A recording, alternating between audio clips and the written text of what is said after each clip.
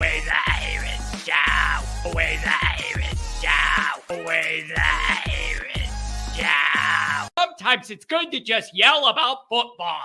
What are you doing? Don't do this to me, Harry! The Ohio State. It's Ohio State! What do you mean, the? It's a poison! I almost stroked out and died over it. I'm glad to be at the party. I'm mad we're this late. You ain't a captain of nothing but a sinking ship! That helps the defense without them even doing a damn thing! Doing a damn thing! The call-in line.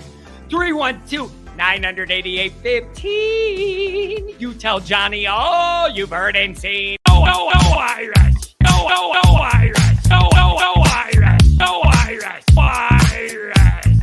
Yeah, that's right. Oh, Irish! Oh, Irish! Oh, Irish! Oh, Irish! Irish! Yeah, that's right. Oh, I'm having flashbacks. Yeah. That's right. Welcome in, welcome back. It is a night show, but a weird one. It's not after a game. It feels like a time warp. It feels like an absolute time warp that we were doing I'm just having all these flashbacks of doing the summer shows and building up what it might be and what it could be, and us all arguing about it and debating about it. And look at us now. Look at us now, folks. It's all over. The season's over. We are sitting in the most bizarre, weird position right now. It is just weird. It's just weird where Notre Dame fans sit right now in their minds, in their souls, in their hearts, in their eyes, what they're feeling. I don't know where we're sitting. I don't know where we're sitting. It's really, we're in a weird time. And it shouldn't surprise me because everything with Notre Dame's weird all the time. But I thank you for being here. Let's get into it. I got off track already. Let's do the introduction. We'll go over. You guys are Always Irish Senior. What's up, Pops? Stay away from me. I don't want him to get what we had over here. Stay away from my house, Dad. All I'm saying is, can anything just be normal or straightforward in Notre Dame land? Every single thing that happens, every time you turn, every time you look, every time you open the internet, it's something different. Nothing's ever just straightforward. By the way, follow Lawrence. He just messaged here. The Notre Dame, Oregon State soccer kicking off right now. Follow him on Twitter, SoccerPod901. Get all of the live updates there. Check it out. Support the Irish. Don't leave us. Just do multiple things at the same time. Let's get through the introduction. Thank you for being here. Obviously, you can find the program on YouTube. Please hit subscribe if you haven't yet. Appreciate it very much. Give the video a thumbs up. That helps Johnny out as well. Notifications on that way you alerted every time a new episode drops. Twitter, search bar, Always Irish, rat. Always Irish Inc. Emails alwaysirishnd@gmail.com. Audio only anywhere you want it. You can get it to call-in lines. We got a couple people already. Listen, I don't know what it's going to be tonight just because I had to mix it up out of nowhere in the morning. I was planning on a morning show, whatever. I don't know what's going to happen tonight. I don't know how many people are going to join. I don't care. It's just kind of nice to be back in the night routine with you fine people. It always has a little bit of a different energy at night. And we're just going to see how it goes. So I do thank you for being here. Instagram, Facebook, all of that. Always Irish Inc. USA Today, Fighting Irish Wire. Read all about it. Patreon.com/Always Irish. Mike Goolsby, my partner. You might know him. Oh, yeah. The leading captain, leading tackler of the football team. Yeah, that's the partner, baby. That's it. Andrew. I saw that. Where did it go, Andrew? You sent me a super chat this morning, and I did see it, and I really appreciate it. But it didn't show up here. Maybe it times out, or because I changed the time, it wiped those out and started them over. Let me highlight that so I could go back to it. I did see that. I think it must have disappeared somewhere in the internet ether. But I did see that this morning. Also, what did I want to do? I wanted to show, first things first, I'm sorry about this morning, you guys. I'm sorry about this morning. I'm really good with these timing. Like when I tell you I'm coming on at a time, I'm always on at that time. We got the plague. I don't know. The plague's ripping through the town. There's like 300, 250 kids out of one school with whatever this is. There's a bunch of kids out of another school. It's going around. And before I knew this, what does John do last Saturday? Take a guess. Oh, John, you know what would be a good idea? Bring your 3-year-old to school and then color Christmas things, touching all the crayons all the sick kids probably touched. And then I'm telling you, whatever it is, it's bad. Picture the flu, all the symptoms of the flu, all at the same time. You're sweating, you're shivering, you're barfing, and you definitely have major dye in the rear. I'm just telling you, touch all the bases. It was a grand slam. Jesus, I thought I was going to be deceased. Blyberg, thank you for being here, even though your comment is rude. The people that care, all the people that tuned in this morning and I wasn't here. Listening is a skill. I'm going over why people were here in the morning and I wasn't. That's who cares. The people I left hanging. Give me a break. TMI. I'm just telling you. Be careful out here in these streets. It's rough. Jeez. I thought I was, oh man, I was dying. It was just rough, man. And I can verify, you jerks on the morning show. I'm going to verify right now for everybody. It wasn't my chicken nugget and my cracker diet. I thought of that and I told the family in the middle of the night, I said, listen, I'm really sick. I'm going to the other side of the house in another bedroom that nobody's in to get away. And we were like, maybe you ate something. Everybody was saying it was my chicken nugget diet. It's a virus. And then all the other people were getting it too. So give me a break. Look at this. $20 olive from Jacob Brown for your medical bills, Johnny. Flu season. I appreciate that. A lot of Gatorade and a lot of crackers this week. That's it. Oh, that's it. This cannot be accurate. Jim, come on, man. This is getting wild. Marvin Harrison weighing a 1-year transfer package at $20 million. Clearly, this lunacy can't continue. Our favorite sport will implode. Are we sure that's real? I see on Twitter all the time these tweets. This guy's holding out for this amount of money, and this guy's holding out for that amount. Sometimes I just think they want it to seem like a lot of money, and they're putting it out there and whatever. Come on. Who's paying that much for one guy? And the other part of that is, whoever this is that staying at Ohio State or is that leaving to go somewhere else? Because here's the other part of this. I ain't paying a wide receiver a $20 million NIL deal unless I got a great quarterback and a great O-line, and I know I'm going to be able to feed that guy the ball 80 times a game.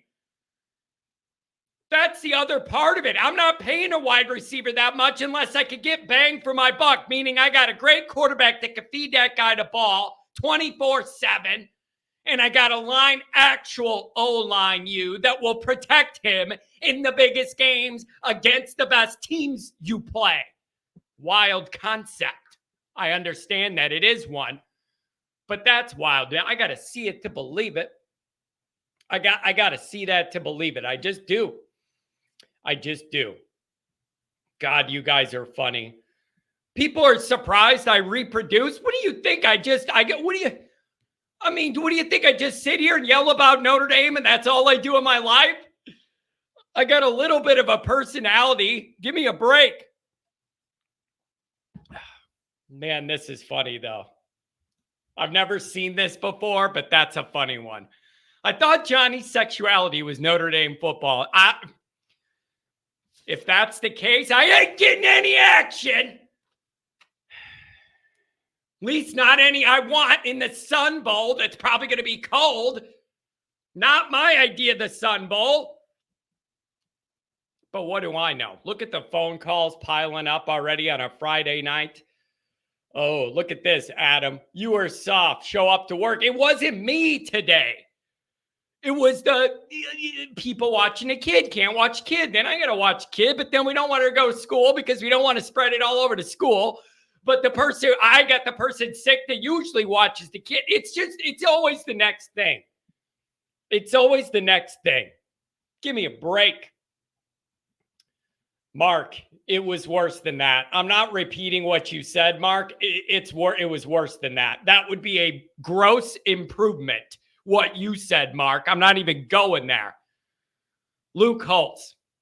John got the Saturday night backdrop on tonight, like when Indy beat USC and he got all that Skrilla. I'm telling you, people donate more when they're in a good mood. God bless them. And I don't want it to be for that. I just want us all to be in a good damn mood. Oh, what kind of Gatorade? I'm not too picky with that. Just not orange. The orange tastes weird. It has an aftertaste. I don't know. Something weird with the orange Gatorade. It's poison. I don't like it. All the other flavors are all right.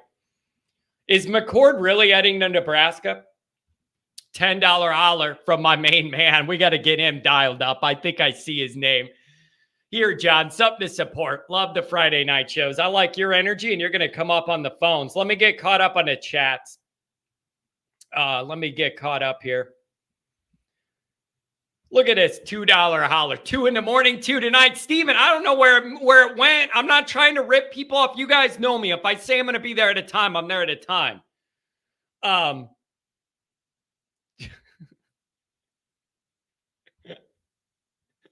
I'm glad John reproduced. I want my children to have the chance to listen to lunatic rants of his offspring. Keep it going. She already knows. She's only 3, but she knows. Daddy's working down there, and there's a lot of loud noises. We don't know what they are. We just call it work, whatever he does. All right, let me check the phone log, see what we got. Right now, we got 4 or 5 callers, and I want to give all of them a chance, and all of them are regulars that usually aren't here to be able to call in the mornings just because of work. God forbid some people have to work on that morning shift. And so I want to get all these people in. John got sick playing in the McDonald's Play Palace. No, you want to know what it was? It was the crayons. They did like a brunch with Santa where you bring your kid and they have Santa and you take pictures and they have hot cocoa and they got cookies and all these cool tables and you sit there and you color Santa stuff. And you know me, the kids are running around chasing and they had the Grinch come in and rob the presents and then all the kids jumped on the Grinch. And here I am coloring the Santas in the lines with the kids with the crayons. I touched every last germ in the building probably. That's what I get for doing that. Now I'm coloring and all those kids probably stuck the crayon in their schnoz and moved it around and then put it down. And then John grabs that crayon. And then 2 days later, he's laying in a fetal position in the bathroom all night. Season. Unbelievable. It is crayons. What do you want me to cut? Crayons? What are you saying? Crayon? What color crayon do you want? I don't understand who would say crayon. Everybody's making fun of it. What is that, an accent thing? I'm just saying crayon. You don't emphasize the yan at the end. Crayon. What color crayon? You got to make a dumb face when you say, what color? What? And then it turned into a Southern accent. Now I'm being mean to those people. What kind of crayon y'all want to color this Sandy with? Unbelievable. All right. Crayons. You guys, Fisher chip. Let's be careful with how we address this. There are a lot of guys that had a lot of demands if they were going to play in this bowl game and if they weren't going to leave. And some of those demands were not met. And some of them might have been, and I don't know about it. However, that's one part of this I really don't like. If you want to be like, I'm going to the NFL, I'm out of here or whatever, I totally get that when we're not in a competitive bowl game. There were a lot of guys playing games behind the scenes about if they come back, I want this. If we're going to do the bowl game, I want a guarantee of this and this and this. That's happening at Notre Dame. That's not just it. That's the other thing we all got to start understanding. Starting to think this is no longer just a thing that's like aqueous floating around in the other atmospheres of college football. There's some of this getting into us now, and I don't know how you stop it, because that's just the way these players are now. It's just the way these players are now. But I was a little taken aback, not by guys sitting out to go pro, not by any of that, but the guys that were seriously like playing games behind the scenes, leveraging appearing in the bowl or not. And that leads me to think, I feel like Marcus is a little pissed off right now. I haven't heard any like direct reporting like I did last week with like hourly updates of what people are hearing and what's going on. It genuinely feels to me that Marcus is operating a little pissed off. And he's got a little edge to him this last week. Might be the best thing for the guy. Does anybody else feel that? The aggressiveness with which they've attacked the portal, the amount of guys they're looking at, they're hitting the road recruiting. And I understand that you could just say, oh, if you want to be negative, you'll say, oh, John, why are you congratulating a guy for doing their job? They should be recruiting and hitting the portal. We all understand that. I'm saying the veracity with which this staff has attacked the portal and recruiting since like last week, I just like it. It just comes off to me like a little different gear.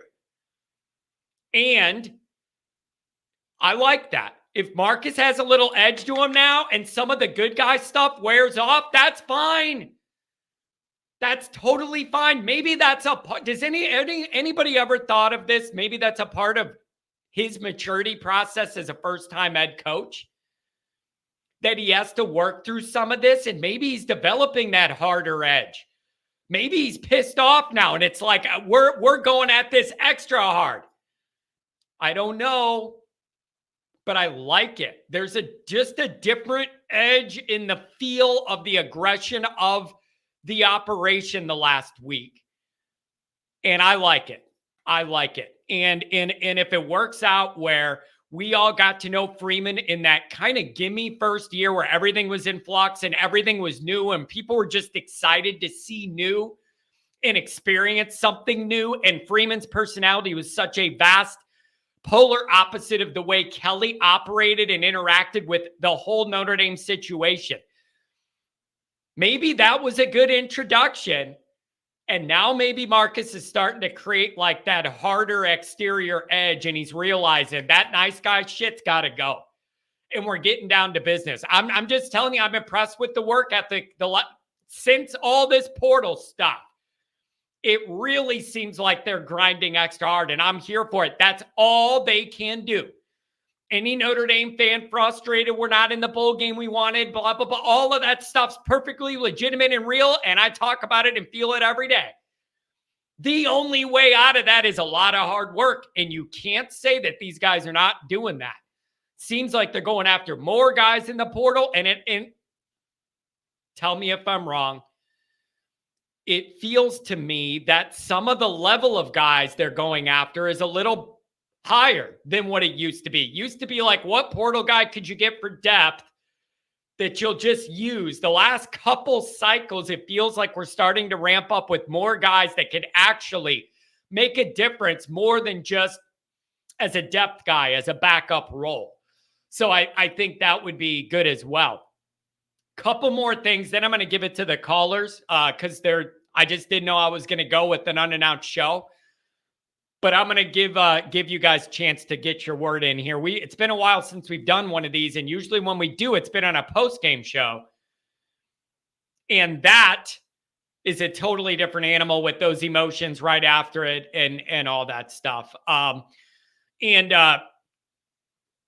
Oben is a dog. Yeah, and I'm open for business on that one. You know what I'm saying? Like, I definitely am. I'm open for business there. $2 olive from the Wicked Bronco. Appreciate you. 815, keeping it alive. And I appreciate that. Xavier Watts, it's just a beautiful run. Somebody's got to explain to me, though, how you can win Defensive Player of the Year, but not be up for the award for the best player at your position. Does that make any sense? Can anyone, like, the absurdity of the playoff committee and how much power we give them with no constraints and, like, these awards? Think of the logic of this, that a Notre Dame player could win the National Defensive Player of the Year award, but not be up for the best secondary player in the country, not even be a nominee. It makes zero sense. Homer, good to see you, man. I hope you're doing well. $20 holler. Thank you for a night show, John. Sorry you've been struggling with health issues. Oh, it's okay. You know how I am. Everything that happens, I got to use it somehow. It's just the good old fashioned flu, or some people are saying it's worse than that. Felt worse than that, but that's life, man. D-Lo, what's going on? Good to see you.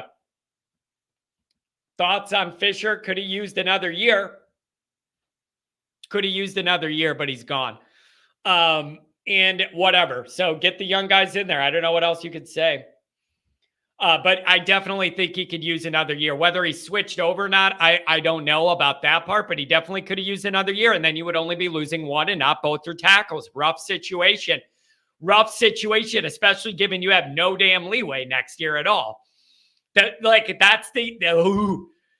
where this is all going, you guys. That's where this is all going. Notre Dame fans are wound tight. And now you got this bowl game with like an iffy squad because of all the sit-outs and new guys and everybody that's going to have to start and play and all that. You have all that. And then you have a long off season. And then you have Texas A&M and Mike Elko. The pressure's on. Like, market, I'm telling you. I understand there are legitimate criticisms of some of Freeman's decisions and hiring or the way whatever things are going. We can agree that he's got to improve there. Everybody would. Everybody should. You also got to agree, man, the schedules this guy's run into are tough. You got to admit, you guys, I was in my old office before I even had this studio or this house or any of that. 4 years ago, yelling at this schedule for like these 2 years and then this cycle saying, Kelly better start recruiting before we hit these years. That was 4 or 5 years ago. I was in my old office doing those shows. Like, they really have been tough. And then you turn the corner into this clean slate and you're staring right at another Mike Elko defense. And oh, by the way, Colin Klein, that was supposed to be Notre Dame's offensive coordinator, I was told last year. Speaking of being told stuff, what's the deal with Riley Leonard? If we want to talk about being told stuff, how about, oh, John, it's a done deal? How about, oh, John, you should hear the amount of NIL this guy's getting? Does anybody have an update? I heard that Ohio State didn't like his film. That's the last thing I heard. And I got people in here telling he's going to Ohio State. And then I hear on other shows they're saying that Ohio State didn't like him. So I don't know. I don't know. You guys tell me. You're the ones with all the latest rumors on the boards and everything. I have no idea. Tom, I know. How much more negativity could some of these guys post? It's Tom, I love you. You know I love you. You know we're kindred spirits. I think the people that post the negative stuff here, they love Notre Dame and they're just frustrated and hurt by the way things have gone for the last 25, 30 years. And this is a little bit of a way to air it out anonymously. Tom, I genuinely mean that. I genuinely mean that. I think that's what's going on here. I think I figured that out. And I think that's why you get a lot of this stuff. And I get it. I understand it. It's just hard for me sometimes to process all the negativity when I'm trying to get through some stuff too. But that's what I think's going on here. And the other thing is, God bless these people. If you're that miserable and you're here every day to see me, God bless you. There's a special place in Irish heaven if that's your deal. God bless your heart that you're that miserable and you hate everything about Notre Dame, but you're here all the time. Look at Luke. You must not have drank enough. You're being nice tonight. I got 5 on it, smoking on that Indo. That's an old school song. Couple chats, then we'll go to the calls. And then here's the other thing. Before we started, you guys had a bunch of really good chats that cover a lot of the stuff on my notes. I want to get to the calls, and I've already been talking a half hour. So I'm going to hold those, do the calls, and then I'm going to get to those chats that I starred because it's some of the stuff I wanted to talk about. And I'm sure these people are going to want to talk about too. But let me hit these chats. Thanks for that $5. Pete for the Irish, Johnson with the $20. I see him on the lines too. Got to find a good time to go grab a burger for the holiday with him. $10 holler from the Wicked. A good buddy, not body. Ooh, a good buddy of mine. A good buddy of mine has connection with the Bama football program. And he told me Keeley is expected to hit the portal after the CFP because of lack of playing time. Coming back to ND maybe? Bro, dude, it almost makes me mad though, because one of the biggest selling points for him to come to Notre Dame to begin with was, hey, how would you like to start as a freshman? He would have, I think he would have played if he didn't start. He would have played. I heard those rumors that he was leaving, but I don't know. I heard those rumors on Twitter, but there's been a lot of rumors on Twitter with Notre Dame stuff, and some of it's been true and some of it is not. And so you got to just be careful. Blyberg. I will admit I post negative stuff to trigger John and watch him explode. However, I'm trying to slow down his using John as an instrument of my entertainment. Sorry, John. I'm doing good at the more I'm doing this and the more I get into it, I'm getting better at letting certain things go or calmly addressing it. But there are certain times where it hits me and I'm in that mood and you know what happened. Boom goes the dynamite. It's just certain things. Phil was out there with his family taking pictures with all the quarterbacks, right? Phil, you had the ladies out there. You better watch your wife around all them quarterbacks, man. Good looking group. But it was good to see Phil. There was a picture of all those quarterbacks and then his family's in the front row. Good to see you guys, Phil. Adam, you're asking where Pat is? I changed this to a night show. Pat's in Indiana drinking. So who the hell knows what he's getting into? He might be at a casino. He might be, you never know what Pat's going to get into. I think he's with a family, so that pretty much ensures he's not going to be at an adult entertainment establishment. Erica, I wasn't complaining. I saw you down there. Oh, man. It's just a good-looking group of guys. You turn around, there's the 3 Notre Dame quarterbacks. You know, they got all of them got the good hair. I'm sure she had the fireball. I think I still have some of that from the tailgate. All right, we got to see what these callers are up to. And there's a decent amount of them. And it's hard to plan a show when you haven't been in this rhythm to know what we're going to get. So if you want to keep it kind of tight, hit a couple main points, and then we'll try and get everybody on and kind of have a good show. Maybe we'll try and do that. 570. It's good to touch base with you, my friend. You are my regular Friday night guy. I miss you. Hey, John, good to talk to you again, and it's been a while, and thanks for having a night show. I do listen to your day shows, but sometimes I have a little part-time job that I do, and I sometimes miss them, and I checked this morning. I was off today, and I said, oh, he's going tonight. That's even better. Yeah, we had to do a little adjustment on the fly. And we're Notre Dame fans are in a weird spot, my friend. We're just kind of sitting here, kind of tallying up where we are, how we ended up where we are, and what comes next. It's an odd time in Notre Dame land. There's just a lot of moving parts, and I am just kind of sitting here trying to figure out what's coming next. We're in a little bit of a weird place right now. In between the bowl game, it's a little awkward, and everybody's trying to navigate that, and it isn't the most comfortable thing to do right now. I guess I understand all that, and if we're not playing for anything really important, I guess the real key to the bowl game isn't, the 10 wins is important, but the real important thing, in my opinion, is getting especially with all the opt-outs, getting the younger guys lots of reps and hopefully get to see what they can do in a real game situation. You know what? I mean, that's the way you got to look at this now. And the realities of modern college football, especially when we enter the new expanded playoff format, all of these other bowl games are just going to be basically glorified spring games. They're just not going to have any cachet. Everybody's going to opt out that can. This is just kind of the new modern football. And so unfortunately, if you're not in the game you want, the next best thing is to get all those young guys a lot of run. And you might be pleasantly surprised by what you see by a lot of them. And I'm excited to see that.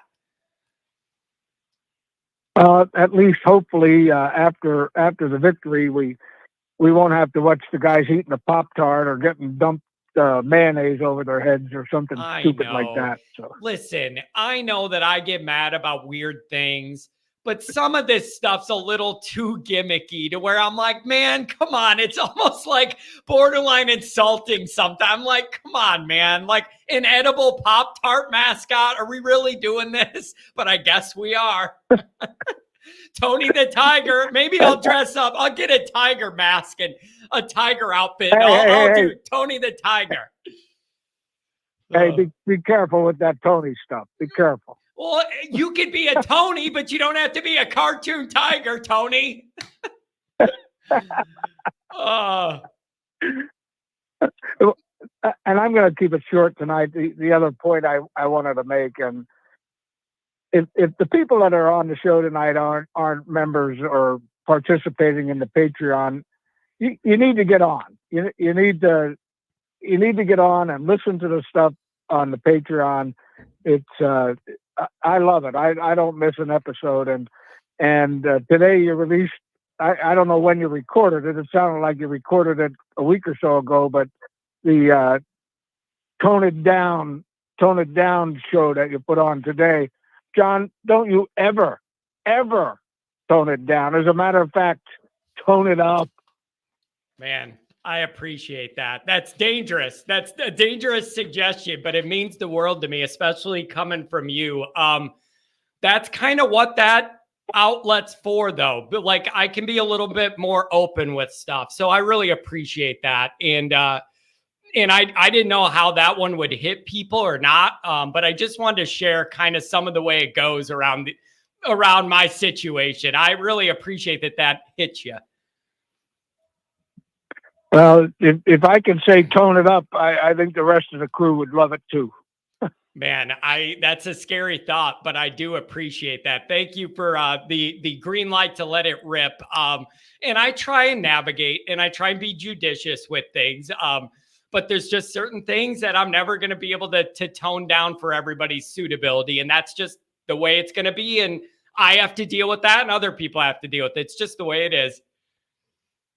Well, I see a lot of you in some parallels to my career, and I was never one to bite my tongue and take the corporate line. And as a matter of fact, I was the oddball, and it was successful for me. I don't know why, but it was. And I don't ever want you to do something that you're not comfortable doing. And you are who you are and what you are, and that's what attracts us to you, and keep that up. And I want to wish you and your family and all the listeners and all the Always Irish family a Merry Christmas. Don't know if you'll have another night show before then, but Merry Christmas and go Irish. Oh, thanks a lot, Tony. It means the world to me, man. Really good touching base with you, and hopefully I can see you for the blue and gold game. Try and make it out for that. We're going to have a big gathering. Goolsby will be there. The whole crew that was there for the other one, other tailgate. So if there's any way you could do that, it'd be great. We're going to have a big turnout again. I'm going to try to get out to that, but it always seems to be around Easter. And, you know, I think I've told you in the past, I sing in a couple choirs, and that time of year is always either a concert or church or commitments for singing. And hopefully this year, because Easter's early, it'll be pretty open and I'll be able to get out. I've been to one blue and gold game, and I'd love to get to another one because I like the atmosphere. It's very casual. And that's the thing. I love that. It's a little more casual, easy to get in and out and all. It's just a laid back way to enjoy Notre Dame for a day, family friendly. It's really, really awesome. So, but man, Tony, thank you for the nice words and all the thoughts and all your support over my time getting to know you in the unique connections that we have. It means the world to me that you're here, man. Thank you. Go Irish, Johnny. Go Irish. Have a good one. Merry Christmas, my friend. You and the whole family. Take care. Man, I love that guy. Most unique guy that will call this show tonight. Just, you wouldn't believe the way I met that guy and his connection to all this. Unbelievable. Look at this, Adam. I want to get paid to grill John. Contact the collective. Hey, you got to call Brady for that. That ain't me. You got to call Brady Quinn and make him dial up that change, son. Look at this. What's up? Yeah, everybody likes it better when we can't hear you. That's the idea. It's a lot better that way. Yeah, we all love it. What do you got there? What is that? You got a little Snoop action? What are you doing? I don't know what he's saying. He can't hear me. Pete, what's going on? 219, you're on the line. What's going on, buddy? John, how are you? I'm doing well, my friend. I am... We're in a weird spot, Pete. We're in a weird spot. And I talk to you often about all of our Notre Dame worries and our Notre Dame concerns. Where are you at sitting here in this weird in-between stage between the regular season that was up and down and up and down, and then now we're in this weird bowl game situation, and then you got Mike Elko coming out the back end next year? Like, where's your mind at as a lifelong diehard Notre Dame fan that goes to every single home game? You go to every single game. How do you feel about where we're at?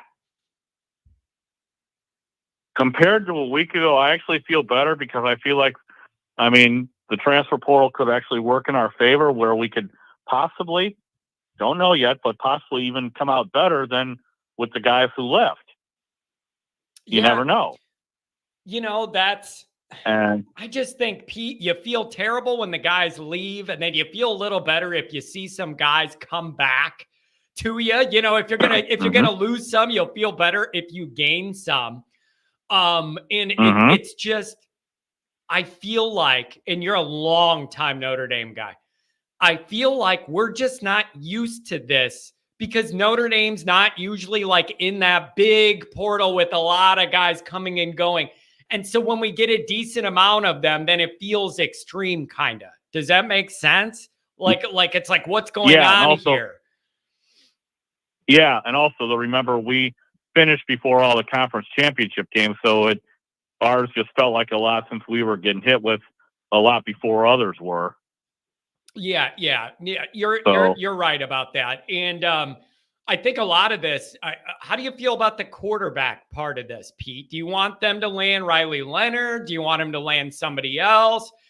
Do you want him not to do anything and grow with the guys they have? What do you want them to do? I'd want to go with Riley Leonard, and do the transfer portal for this coming season. But after that, be able to develop our own. I kind of feel like that's what they want too, Pete, because I think they want to get some stability for next year. And then I think they're hoping after that, you got these younger guys with a little bit of a different natural talent level, and then they won't need to. That's kind of what I think they want the plan to be when you reach the part of this where you could get into a competition with CJ Carr, and then Duce is the kind of athlete Notre Dame just doesn't land. They just don't land that kind of athlete. He's an alien that they don't land. And that is going to be amazing to see. And also, I want to add, that would be for who I don't throw anything at me through the computer, but that would be Parker's guy. Like, that's the guy he wants to work with and wants to develop. So that's a part of this as well. That would be his guy. So I just think that that's probably how it's going to be. Pat said that he couldn't talk. Now you want me to unmute him. They're muting. Pat's muting himself because it's so loud in there. We're not doing that. We're leaving him muted. It's too loud. He could sit there and smoke. Anything else on your mind, Pete? There's just a lot going on. Is this transfer portal out of control? It is. A few, one question and one comment. First, for all the viewers who like when you get worked up, this question may get you worked up. So, which is worse, the Florida State band chant or having MFBD?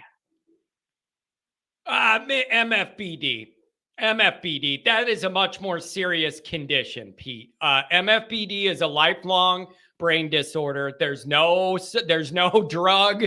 There's no surgery. There's no nothing. That is a lifelong affliction. Those Florida State people, there are ways out. There are pauses. Hey, Barb, I miss you. I got to say MFBD is way worse. It's a permanent condition. You don't come out of, Pete. It's way worse. Well, next year, remember, we'll have Florida State coming to South Bend, too. Yeah, good. I hope we only allow 3 of the band members and put them in that narrow-ass hallway by the visitors' locker room or something. I don't want them to have a section to themselves all night, especially at our place. Give them 3 band member spots. That's it. Speaking of the blue gold game, last year, obviously, or last one, I was at your tailgate and you did a great job. And I'm hoping this year it can work where me, my friends who you've met, Tommy, Carissa, maybe Mitch and Erica can make it too. And hopefully we don't have rain, hail, sleet, and snow we did the blue gold. It was wild last year. We had sun, cold, rain, sleet, snow, wind. We had everything. We had it all. So hopefully we catch some better weather. Everybody's in a better mood. And so, yeah, that would be ideal. And yeah, everybody's welcome. Goolsby will be there. This is all growing. We got momentum. And once you start having fun tailgate parties, you can never stop. So we're just going to keep building, more people, more fun, more beers. It's going to be a good time. I love listening to your show. One of the last ones was so funny when you said maybe that's why Florida State did not make it to the get voted into the 14 playoff is because of their band. It would keep me from voting them in. Get a new song. I get that that's your one go-to, but you need to mix it up. The song loses effect when it's every 2 seconds. It gets old. Yeah, and you said you thought that they had the microphone inside the tuba or something like that. Oh, I'm telling you, it was so loud. They cranked the volume up on 20. I couldn't handle it. All right, we got to give Pat's brother a break. He has a daughter that is a freshman at Purdue. Give him a break. He's a Notre Dame guy, but he's got Pat's brother as a kid who goes to Purdue, and he's trying to support her. I still disagree with it, but I understand why he's doing it. Sorry, Pete. Yeah. Well, your idea made me, speaking of Purdue, like, you remember a few years ago when Purdue has the world's largest drum and we didn't allow it in the stadium because I had so much fun with that. I had the pettiness of Notre Dame to say your drum's too big. We're not doing it. I loved it.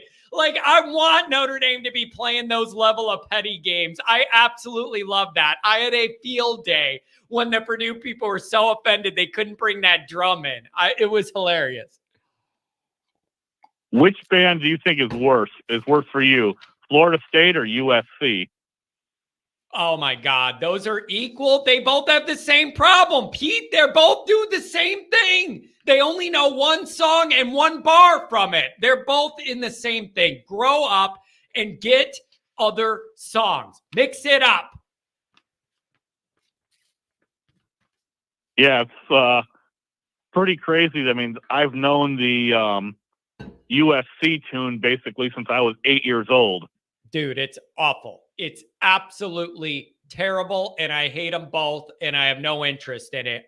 Pete, let me ask you this. Are we going to win this bowl game? We better, John. It's rough, though. You got almost, I think I heard today, Notre Dame is going to have 2 starters that started against Navy on offense. Think about that. That is like wholesale changes. They're saying they would literally be like, I think they said 2 or 3 guys that ran out there in the offense start against Navy will be running out here in the bowl game. That is kind of wild. And Pete, here's the other extension of that. Everybody wanted to see Angeli. Now you're going to get to see Angeli, but it's with all the backups. You got new tackles. So I have no idea how much we're going to get out of that. And I also have no idea what is reasonable to expect out of Angeli in that circumstance and dynamic. I genuinely don't know. I agree. I mean, you're going to have a whole new offensive line because we know Fisher's not playing. We know that Spindler's out for the year. Carell's transferred. Alt I don't see playing. Nope. Alt's out. Coogan I don't know. Fisher's out. So you don't have your tackles. It's just it's an iffy situation, but you got to find a way to win it because the next game you're going to have isn't any easier. There's no easy way out for Notre Dame at all. The bowl situation is super tricky. And then you turn the corner into next year and game 1 is really tricky as well. There's no easy way out. Pat, see you guys. Tell the lovely family I said hi. Your parents, brother, all of them. Thanks for dropping in, Pat. Really appreciate it. Have a good one, buddy. Drink a couple Miller Lights for me. I know he will. Pat always will. I don't know what we're going to get, Pete. I hear you. I mean, thankfully, the Oregon State's on their 3rd string quarterback who's only thrown 1 pass, and having a new coach out there that helps us, I think. Now, you want to know what's interesting about that? I read this today too, or I heard it. Somebody said, yeah, that guy threw 1 pass this year, but he started 8 games last year and was 7-1. I did not realize that. I heard people with the stat that he only had 1 pass. But then I heard today people were saying, yeah, but he was the starter last year, went 7-1 in that stretch for Oregon State. So it's not as though he doesn't have any experience. So I don't know where that leaves us. But when you got them in flux with the conference situation and the head coach deal, you got to find a way to grind it out and win it, Pete. I'm not asking for pretty in this one.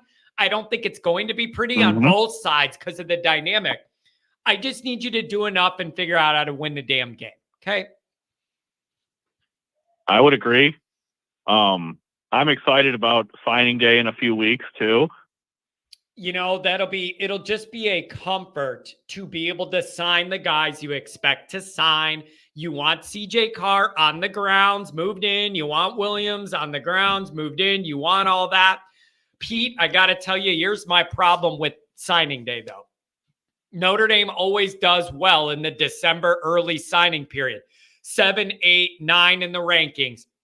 Then the one comes in February, and then I punch the computer screen and then punch my face because we drop down to 17 when all the hat flippers pick, and then we don't do any action that day except for lose guys.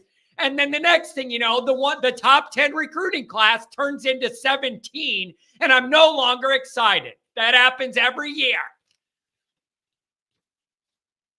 Hopefully this year will be different, John. I hope so. Wouldn't it be nice, Pete? Why can't we be the ones to flip some people in the last minute? Why can't we do that? That would be great if we could. Oh, man. It would be ideal. Well, we don't have the, as you call it in Texas, the dirty oil money, though, either. Maybe they need to spring a leak in the middle of South Bend somewhere or something and go drill it. Maybe you could find some. Although I will tell you, Pete, Notre Dame is not earning for the NIL, the fund, the FUND fund.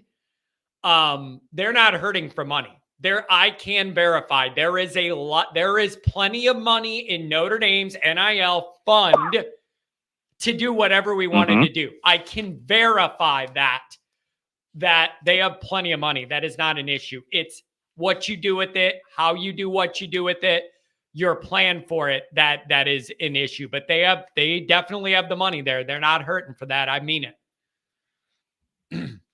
I hear you. Now, this will obviously, for obvious reasons, will never happen. But would your dream guest on a show be Frank Leahy? Well, it would be, but the problem is he's dead. But that would be ideal. Of course. I know. But yeah, that for would. Obvious reasons. I got his Bible right here. Frank Leahy and the Fighting Irish on the screen. I keep this right here all the time. It's my Notre Dame football Bible. Frank Leahy and the Fighting Irish. He is my number one Notre Dame person of all time. I love him, and I always will. He would be it. Whenever I see you next, also, because I'm interested in getting one of your Always Irish T-shirts, would you be able to bring one by so I can try it on? I mean, even for sizing to see the comfort of it. I can. Remind me. You don't have to do it now. Text me your size and remind me. I know you did before, and I'll get something for you. I'm not, I don't know what it is, but you don't have to reveal that here. It's nobody's business. Just message me and I'll get you one. Absolutely. Oh, man. Because I'm a big fan of your show, you know? Yep, I appreciate it. Anything on the way out, Pete? Thanks for giving me a call, man. I know you're usually working in the morning. Yes. Well, please give your family my absolute best, and for Merry Christmas and a happy holiday season, and hopefully a Irish victory to close out 2023, and hopefully in the soon future you could have your dream show of being up all night celebrating a national championship. Oh my God, that would be the ultimate. That would be, look at this, bring back Charlie Weiss. Is Pete the guy whose house you toured? It is indeed. Super fan Pete. Pete, I would go until my internet burned out and it made me get off. It would be the best, one of the best nights of my life. And I mean that. That is the goal behind me doing all this, is the dream that someday this group will have a chance to do that together. That would be, make this all come full circle. Pete, thank you so much for the call. Thank you for donating, and we'll have to grab dinner soon whenever we can. That sounds great. And of course, always go Irish, John. Go Irish. Yeah, that's right. See ya, Pete. I'll see you at the blue and gold game, my friend. Nikki Dean likes to be heard and seen. And then I got my man Martinez out west. I got a local South Bend and then a local to the Illinois suburbs. All you guys stay put. Hang in there. Nikki Dean, what's going on, buddy? John, you hurt me. What did I do? You hurt me tonight. What did I do? Cranes. I can't. Sounded too much like family. Oh my God. Way too much. Me and my family, we like to color crayons when we're recruiting. Me and my family, it's crayons. I've never heard anybody yawns at the end. Crayons. You got to do a weird thing with your mouth to get the yins at the end. Who would do that? Crayons. I've never heard. That's how it's said. Crayons. C-R-A-N-S. We're talking about crayons. Crayons.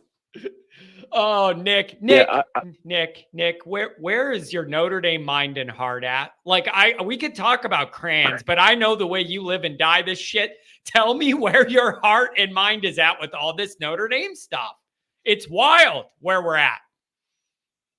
Well, this year the portal has been a little bit harder than I thought it should be, but we lost Chancey Stuckey and lost 3 receivers right after that. So got to get those guys back, right? Or at least a simile of those guys back. I'm really hoping that Marcus can pull it all together against Oregon State. Well, you kind of, Nick, you got to find a way. And it doesn't have to be pretty. This is not going to be a pretty situation no matter what it looks like. Notre Dame just has to find a way to grind through this game and end up with the win at the end of it. You got to find a way. It's not going to be pretty. I gave up on that a long time ago. I just need you to get through this, to give us some stable footing, to navigate the offseason and then get into Mike Elko. But like, I gotta have it, man. You gotta find a way to fight through it. Just scratch and claw, get it done. And I think our defense is going to carry the day again, but Jeremiah Love is going to be like a Heisman Trophy winner in this game for us to win it. That's what it's going to take. Well, the interesting thing is what's going to happen with that line. You're going to have new tackles. You got new guys all over. You're going to have Angeli gets the start. It's just with that wide receiver core, I'm not sure what you could expect to get. Like, there's a lot of moving parts. I need Notre Dame to overcome it. Like, the circumstances aren't ideal, but I need you to figure it out. Grind out a damn win. Yeah, that's what they got to do. They got to grind it out. And, you know, Xavier Watts has already said he's going to play, and hopefully he gets like 2 pick sixes. Yeah. That would be awesome. You know what? How refreshing is that guy just being like, I want to play football. They asked him about all that. He's just like, I just want to play football. I just, that's what I want to do. So God bless him. And what a great story too. Coming, switching positions and fighting through and doing all that to emerge, to be this kind of player. So great job there, man. Really great job. Yeah. Nick, what do you think of this transfer quarterback situation? Are you over it? Are you not as excited this time around because Hartman didn't work out? Or do you think going after Leonard is the best way? How are you processing that? I think going after Leonard is our best way, but I'm not going to get nearly as excited as I did for Hartman. I mean, I thought Hartman was going to give us 2 more wins. Yeah. I looked at I looked at the schedule last year, and without Hartman, I was like, okay, man, we're going to go like 7-4, 8-3. Then we got Hartman. I'm like, oh wow, 10-2 or 11-1 for sure. And yeah, it didn't happen. But Nick, the frustrating thing for me is I go back and forth with Goolsby on this all the time. I have a very hard time parsing out the blame percentages for why it didn't go the way we wanted. How much of that is on Hartman and his own limitations? How much of it is the play calling? How much of it is the wide receiver issues? Like, I have a hard time parsing out the blame. But there's no doubt it just didn't turn out as good as any of us would have wanted. That's just the way it is. Well, I understand that. I just think that the coaches are a little bit more to blame than the players. Yes, the players execute the plays. I give you that. But the coaches call the plays that the players are supposed to execute.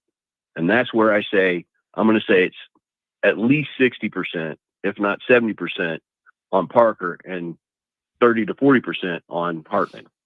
That's where I stand on that one. Yeah.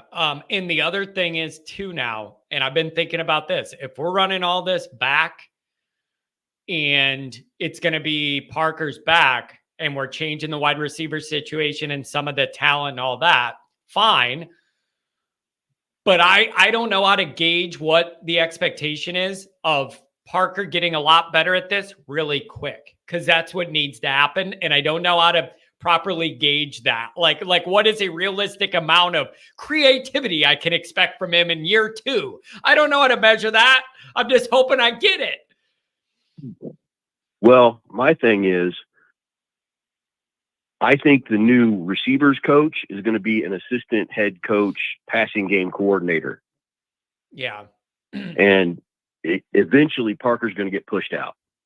That was one way or another. That was that guy's title at his last stop. And they were saying that's kind of an interesting thing. I don't know. We'll see. But the reality is Freeman's got to just tighten it up here. You only get so many swings and misses at hires that don't quite work out before you got to refine everything and start rolling it together. And I think we're starting to kind of get to that point. And people want to see it next year 1 of the 12-teamer. Yeah. We got to make the playoffs next year. I don't care how we do it. I don't care if we pull in Alabama and sneak in through the back door like they've done 3 times. We got to make the playoffs. Yeah. We got to win 1 game. Hey, listen, Nick, if they lost game 1 to Elko and A&M and then ran the table, nobody would be complaining about that. That'd be a hell of a year 3. That'd be fantastic.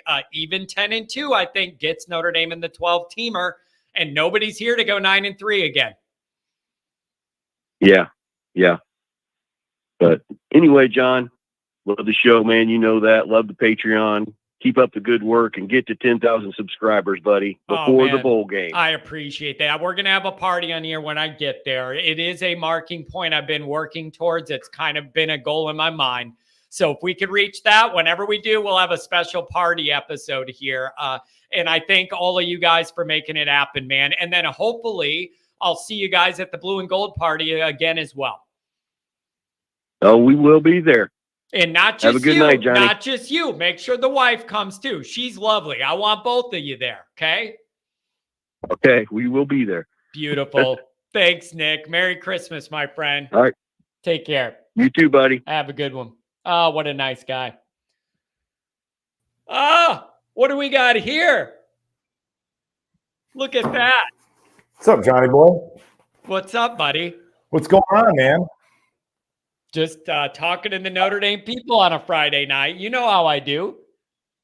Yeah, it's your show. Happy to be a part of it. I just got back from dinner. I was like, what the hell? I got nothing better to do. Oh man, I'm telling you, dude, we're just sorting through all of the nuance of where Notre Dame fans are at right now, Mike. People are in a weird spot. We're just in an in-between here, man. Like, it's just kind of a weird period of time where people just aren't quite sure where we're going and how we got where we are. And it's just, these are odd times, man. What's new with Notre Dame? It's always something.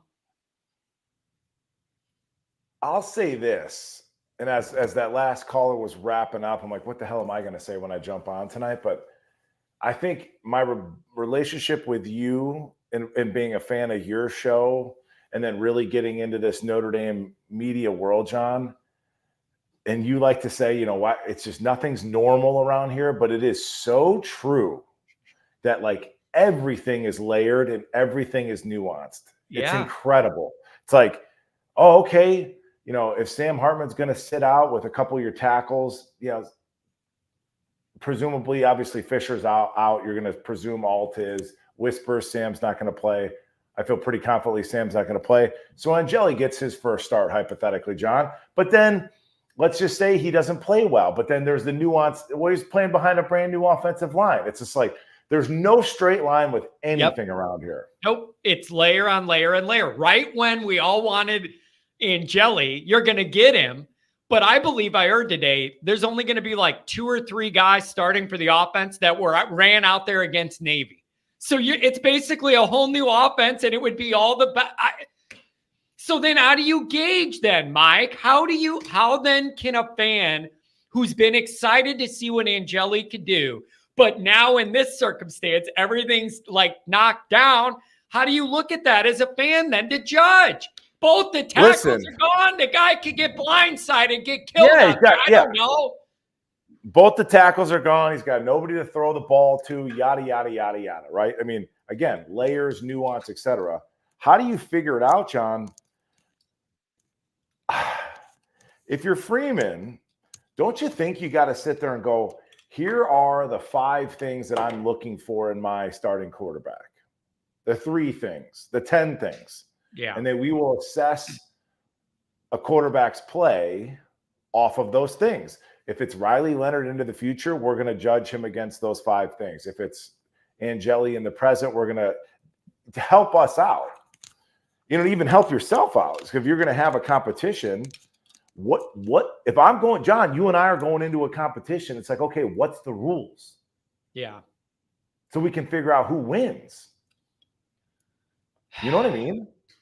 Yeah, I do. And I still, Mike, I still think this. Can this be like the last time we're doing the portal to find a starter deal? Can we get into some of our guys? I just think it's more stable path. It's a more stable path for Notre Dame. Maybe other places it's easier to make this 1-year rental thing work. But I just got a feeling Notre Dame's best path is growing a guy and it's our dude. I don't know why I feel that. Am I just old school or what? No, yeah. I mean, you can use any sort of like somebody out there in the chat or somebody watching this down the road will be like, well, so and so, such and such school had so and so for 1 year. Now, granted, there's outliers, right, that can disprove an argument, but generally speaking, you want a guy in a system, and even successful transfer guys, John, they're in the system for more than a year. I think this is like a perpetuation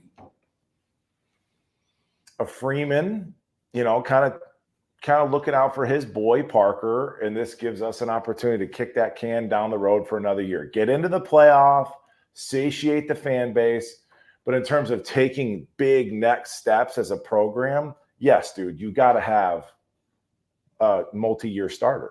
Yeah, and I just feel like there's some stability there. There's like roots there. I don't know. There's just there's like a comfort there of like just the it's wound a little tighter and it just feels more complete to me. And but it can't just be any guy. It has to be the right guy if you're doing that. Like that's the thing though. You can't just hitch your wagon to any old donkey. It has to be the right dude. Well, that's what I'd like to get into with your people, you know, the fans.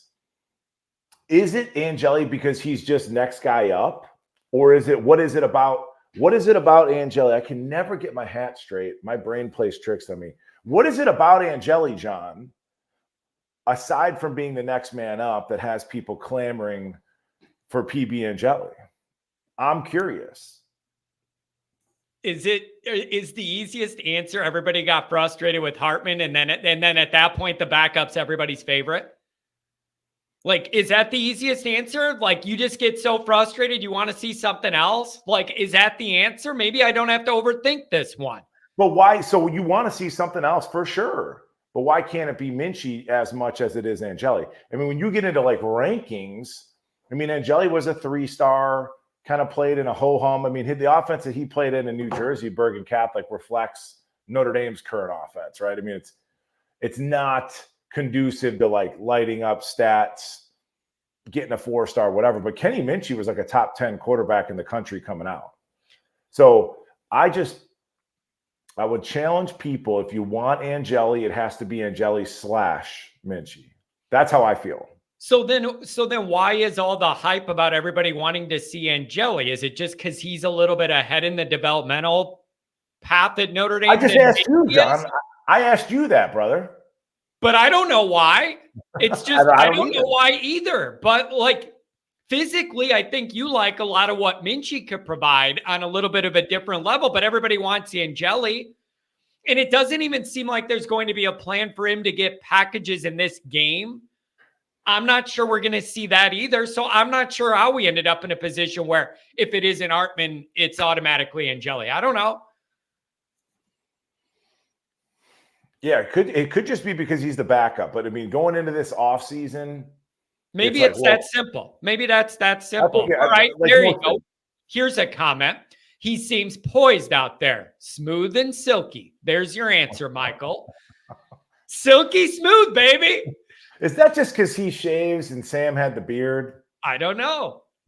But no, I love Derek's answer, and I appreciate any answer. But John, this is Notre Dame football. For the love of Christ, can we get a quarterback that has some tangible, deliverable traits? You know, are you telling I don't want to hear about poise. What about tough guys? What about guys that give all they got? What about guys that are willing to do whatever for the team? Mike, can't that get us through? Can't we win 4 playoff games with the guy with just guts? Come on. Yeah. No, I wish we could, John. No, because if that was the case, we'd have 8 national championships over the last, 10 years, whatever is the case. No. So give me a guy that's 6'4", give me a guy that can run, give me a guy that can throw the ball, give me a guy that brings an added element. Yeah, it's like. So Derek's asking, who does Goolsby want then? Duce Knight, the alien. That's who you want. I could tell when we talk on Patreon, that's the guy you have your heart on. I know it. Listen, just to be clear, you said I have my heart on. I don't have a hard on, just to be clear. But yes, I very much have my heart on Duce Knight. Perhaps I should have been a little bit more careful with my delivery there. I'm not sure. Maybe you got both. And if he's that good, I might too. Give me an athlete.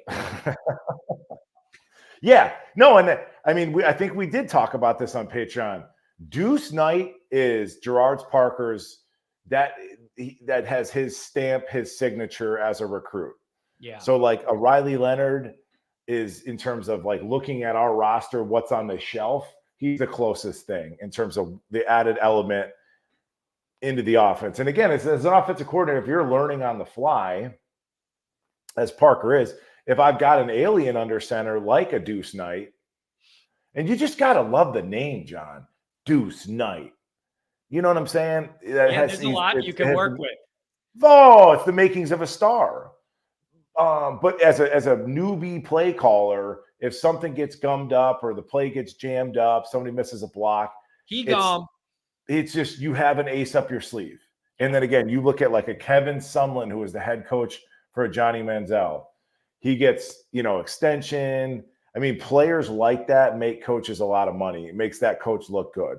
Well, look at the guys this year. Look at Kelly's guy. Daniels made him look good, running it, dropping back and running for 40 yards. Look at Milrow helping Tommy out when a play breaks. Like, it's... No, but I'm just saying, because one of the questions was, what does Goolsby want? And I would just answer, I want an athletic quarterback, somebody that can get himself out of trouble. And not a Tyler Buckner, not an Ian Book. Like, you're talking about a substantial elite, NFL type, just different genetics. If Tyler Buckner walked past you on the street, you wouldn't think twice. If Ian Book walked past you, presuming you're not a Notre Dame fan, you wouldn't look at him. Yeah. If Duce Knight walked by you at 6'6", 225, like he'll be. You notice. Yeah. Hell, who is that guy? Yeah. Yeah. That's what I want. You want to take a call from your buddy Andrew Gilmore from Patreon or not? As long as he doesn't run on. Don't run on, Andrew. Let's see what he's got for you. But let's see. Andrew, what's going on, buddy? Hey, what's up, John? My hat How's it back, going, John. man? It's going well, my friend. It's good to be back on a Friday night, Andrew. I miss these from the old summer times and our late night sessions in the summer, man. It feels good to be back without the pressure of a game. It's kind of fun. Yeah, totally, dude. I love the night show. In fact, you faked me out a little bit. I was on in the morning. I was like, I'll catch a little bit of this. And then I realized, I was like, I'm the only person on at like 8:45. Something's wrong here. So yeah, we had the plague went through town, so I had to adjust some of my scheduling. No worries. Well, hey, Mike. And honestly, I can't hear you that well on the phone line. But hey, man, like I have to say that I will give it up to you that you were right that Hartman did not turn out to be what I at least hoped. I wouldn't describe myself as a hyperbolic fan of saying that Hartman was going to win a Heisman Trophy, but I thought that Hartman was going to be an awesome quarterback, and I'm still of the opinion that that he could have been an awesome quarterback, and I put way more of the blame on Parker, and I feel vindicated in that the game that Notre Dame played against Wake Forest. Wake Forest still has the same exact coaching staff that they had under Hartman. And if Hartman is such a system quarterback, what, in your opinion, why was Wake Forest such a garbage team? Like, I get they lost one big time wide receiver, but that was a garbage team that Notre Dame played.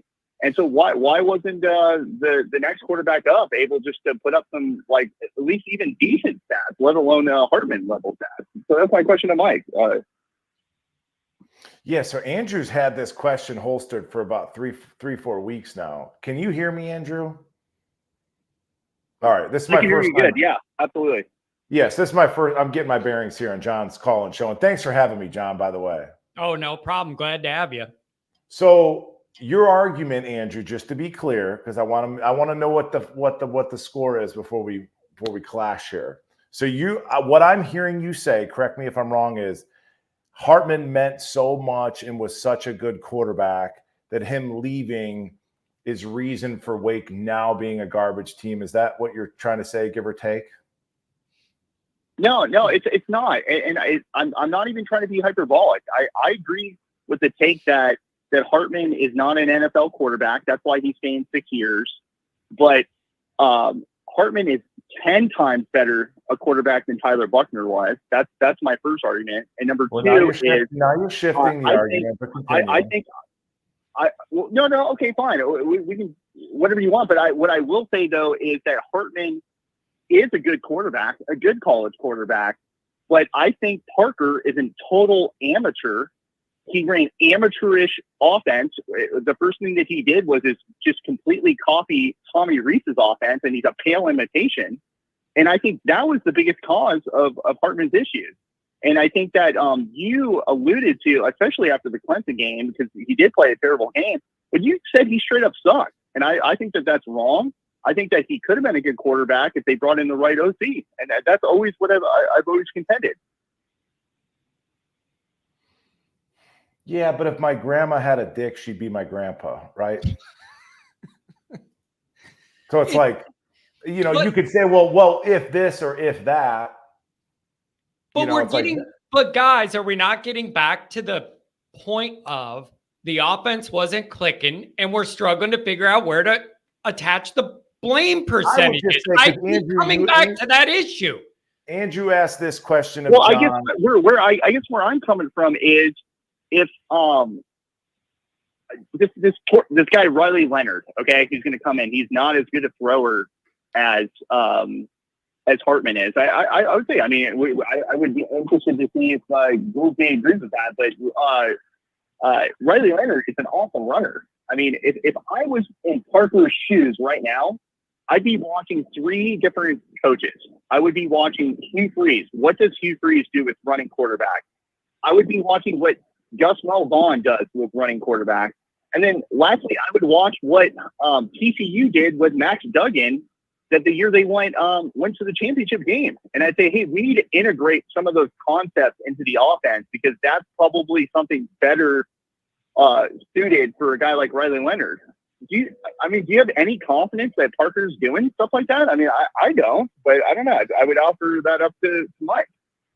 I don't know. So when I like to have a conversation or debate, John, so we're on topic number 3 and we haven't even addressed topic number 1. So I'm just saying my whole crux of the Sam Hartman argument as somebody that watched like a lot of his Wake film, I'm like, the guy's average. He's average and he plays in a below average. So to get back to your first question, Andrew, of like, why is Wake trash now without Sam? There's a kind of a corollary between like playing in the ACC and the ACC defenses. I mean, they're garbage can. And then Sam was propped up because I never got the sense that fans could separate the length of time that he played the position with the numbers. It's not like he threw for 4,000 yards or 5,000 yards or again, the guy did it forever and hence the numbers. And then when you sit there and watch the film, you're like, he's an average athlete at the position, average arm strength. And then I just thought about like the way they ran that slow mesh, Andrew, the way that it worked was like he would ride that running back and would hold that safety, and then the interior line would part. And then Sam would step up, slide up in the pocket, and then just throw a jump ball. And like at Notre Dame, he never moved in the pocket. He was, stationary. Maybe he's coached to do that because you saw Cohn do a lot of that. It's like float, find some work, like move around. You know what I'm saying? Sam is a great quarterback if everything is drawn up and everything is blocked correctly, which is what you saw the first 4 games against lesser competition. But when in live bullets, better athletes on the field, more variability, he doesn't have the talent to get over. That's what I'm trying to say. So Riley Leonard, Go ahead. Go ahead. Sorry, Mike. No, so that's my first. So like, why does Wake suck now? And it's like, Sam Hartman plays good against shitty teams, and the ACC is comprised of shitty teams. In the grand scheme of college football, the ACC is middle of the road in terms of Power 5. It's the worst conference. So it's like Sam made his living playing at Wake Forest, who nobody gives a crap about, and then balling out against bad teams. And everybody's going to hang on to like, well, he threw had 6 touchdowns against Clemson. It's like, yeah, he had 6 turnovers against Louisville the year prior. So it's just a matter of what you want to look at. In terms of what does Riley Leonard bring to the offense, it's an added element. I mean, a Riley Leonard, a Tyler Buckner, or whatever, the capacity and the ability to pull it and run on an RPO is going to always take one extra defender out of the box. It's just simple math. So nobody respected. I guess my only pushback, Mike, is you can't just dismiss Clemson it's just he had one good game and then he racked up his stats against a bunch of loser teams. I watched that Clemson game where he threw 5 touchdown passes, and I totally disagree with the idea that. Did you watch the Louisville game? I totally disagree. Did you watch the Louisville game? I totally disagree. Did you watch the Louisville game? Can I just finish my comment? Well, no. Did you watch the Louisville game? Finish in a second. No, I didn't watch the Louisville game, and to your point, I guess he's a turnover-prone guy. But I will say though that you made the comment to say that the pocket has to be perfect for Sam Hartman to deliver, and if you and I watched the same game against Clemson, a top-ranked team, he was getting drilled on every single play, and getting sacked constantly, and the dude delivered. So I don't want to hear this stuff that this guy, can only deliver when the pocket was perfect. I think that he dealt with confidence issues. I guarantee he did. And you can say, a 6-year quarterback can't, but that's a bunch of BS because I've seen multi-year veteran NFL quarterbacks deal with confidence issues, and you deal with confidence issues when your coaching sucks. And I think Parker stinks, and I think he brought Hartman down a peg. And I truly believe that. I've seen a lot of Notre Dame football, and I've seen a lot of good quarterback play, and I've seen a lot of bad quarterback play. I'm not married to Sam Hartman, but I will say that I saw him play and deliver, and I think that we have an inadequate offensive coordinator. And I think we're going to watch it play out next year. Unfortunately, I hate to say that. We're going to watch it play out again next year. So that's my feeling on it. I think that if they would have brought in a guy like Andy Ludwig, a guy like Joe Moorhead, a guy like Greg Roman, a person who understands the personnel at Notre Dame, the type of personnel that Notre Dame gets, I think that Hartman would have been wildly successful. Instead, Freeman brings in a total amateur offensive coordinator who's never called plays, pale imitation of Tommy Rees, and we go 9-3 with one of the best defenses that Notre Dame has ever had. It's unacceptable. Yeah, back to what we talked about when I jumped on. There is nuance. So statistically, the offense is great. In terms of points per game, it's record-setting for a Notre Dame offense. I agree with you in that Parker is, an average play caller. This is his first year or so doing this. It's I think he called the red zone offense at West Virginia. He was thrust into this role. He didn't ask to be in this role. He was kind of relegated to this role, Andrew. And I think, and I believe this, I think that part of them bringing in a Hartman, part of them bringing in a Riley Leonard is to allow that coaching staff to kind of grow. I think that they brought in a 6th-year senior, and they're like, okay, I can slough off some of my inexperience on literally the most experienced quarterback in the history of college football behind one Bo Nix. It's he's going to right some of our wrongs, but he's not talented enough to do it. I can't wait to stop talking about Sam Hartman. I can't wait. And it's we can always look back and have what if? And you got to kind of force yourself to look forward. I just think he's an average quarterback. You can sit there and say he balled against Clemson. Every squirrel finds a nut, Andrew. But then you got to go watch Louisville, and he was awful. And he's 6 years into this thing, and it's just there's no room for development with a Sam Hartman. There's none. There's still some with Riley Leonard. Hey, I'm not going to push back on him. Obviously, shitting the bed against Sam Hartman. You think, and this is the thing, Andrew. But what I will say is, what I will say is though that you said. What I will say though is you said that he sucked against good teams, and I think that's totally not true. Like, would you agree against Clemson? That's the best team they played all year. He was getting destroyed physically, and he delivered. So I just think that I think he sucked. I think he sucked against Clemson. Okay. I think he sucked against good defenses. I think we just have a disagreement here about, where this is all at. And I agree. I'm ready to move on. I'm ready to move on from Hartman altogether. Same. But stop. I just don't understand why before you let me go, the reason why I think, and I would love to hear Mike's perspective on this, but the reason, I think the real reason why Marcus Freeman has gone to 2 straight transfer quarterbacks is like he'll talk about experience all he wants, but what the real reason why he's gone to 2 straight transfer quarterbacks is that he took over a Notre Dame football team that 2 years before he took over went to a Final Four, went to a playoff game, and then the year he took over, they went 11-1. Okay, and so he got a rookie contract. And the expectation set by Jack Swarbrick and all those people was, hey, we're going to keep continuity. This is a really great program. We're going to keep winning, okay? And so he did not have the luxury of what maybe some other coach does of doing any sort of rebuild and taking maybe a 7-5, 6-6 season. If like a Sarkisian who took over Texas is allowed to maybe have a couple bad years to build it back up again. He had to win immediately, and that's the reason why he had to do what he did. And I think that I applaud him for sticking with going with a transfer quarterback this year, because I don't think that either CJ Carr or Kenny Minchey are ready. You're going to have to rebuild the whole defense, because I think at least 6 starters are going to bail. You're going to have to rebuild the offensive line where 3 starters are gone, including 2 of your tackles. You don't put out a guy like Kenny Minchey like that, especially first game. You bring in a veteran quarterback. So I've lobbed a lot of insults toward Freeman, but this is like the one thing where he's right on.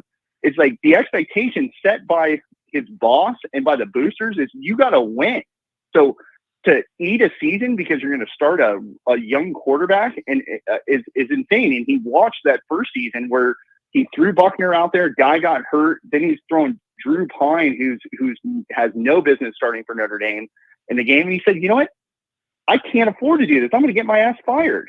So I think he's right to do this. It's one more year rental. And then he's got 3 legitimate quarterbacks that he can deal with. So that's my opinion. Yeah, I think this should be it. I think this should be it. And then I'm ready to get on our track. Thanks for calling, Andrew. Have a good weekend, buddy. Hey, thanks, man. Have a good one. Take care. Man, I'm done talking about Hartman. It's sad at this point. Like, I'm over it, man. It's so damn frustrating, Mike. And nobody knows the exact truth. That's the issue. Nobody knows the exact realities of where that fell short and why and how it all connects. And everybody's frustrated with it, trying to figure out how did we get here? Why did we get here? Who to blame? And more importantly, looking forward, Mike, how does it get better for next year's team? That might be the most important question. Not what already happened. How do we make it all look better next year? Nobody's ready to move on past Sam Hartman more than me. Nobody, Johnny. And it's you were ready to, because you never wanted it to get started. It's just, yeah. So it's just like the guy wasn't whatever you believe that he was good and Notre Dame screwed him up, whatever. Going back, and Andrew's by no means is he alone in this counter argument, but to go back a year prior at a different school with different players, different coaches, whatever, to try and prove a point doesn't compute in my brain. So all we could assess is like what he was here, where he started, the slip throughout the season, and the end result, it was garbage can. The guy's good against shitty teams, and he plays like average to below average against good teams. And you can blame it on whatever, but the result is the result. It is what it is. So yeah, I can't wait to move on. Yeah, it's again, I'm drawn back to the fact that I want to get us on the track where we have our own guy. And you can grow with him, and you know his skill set, and you know what he needs to work on. You know what you need to surround him with. You know how to build an offense around him.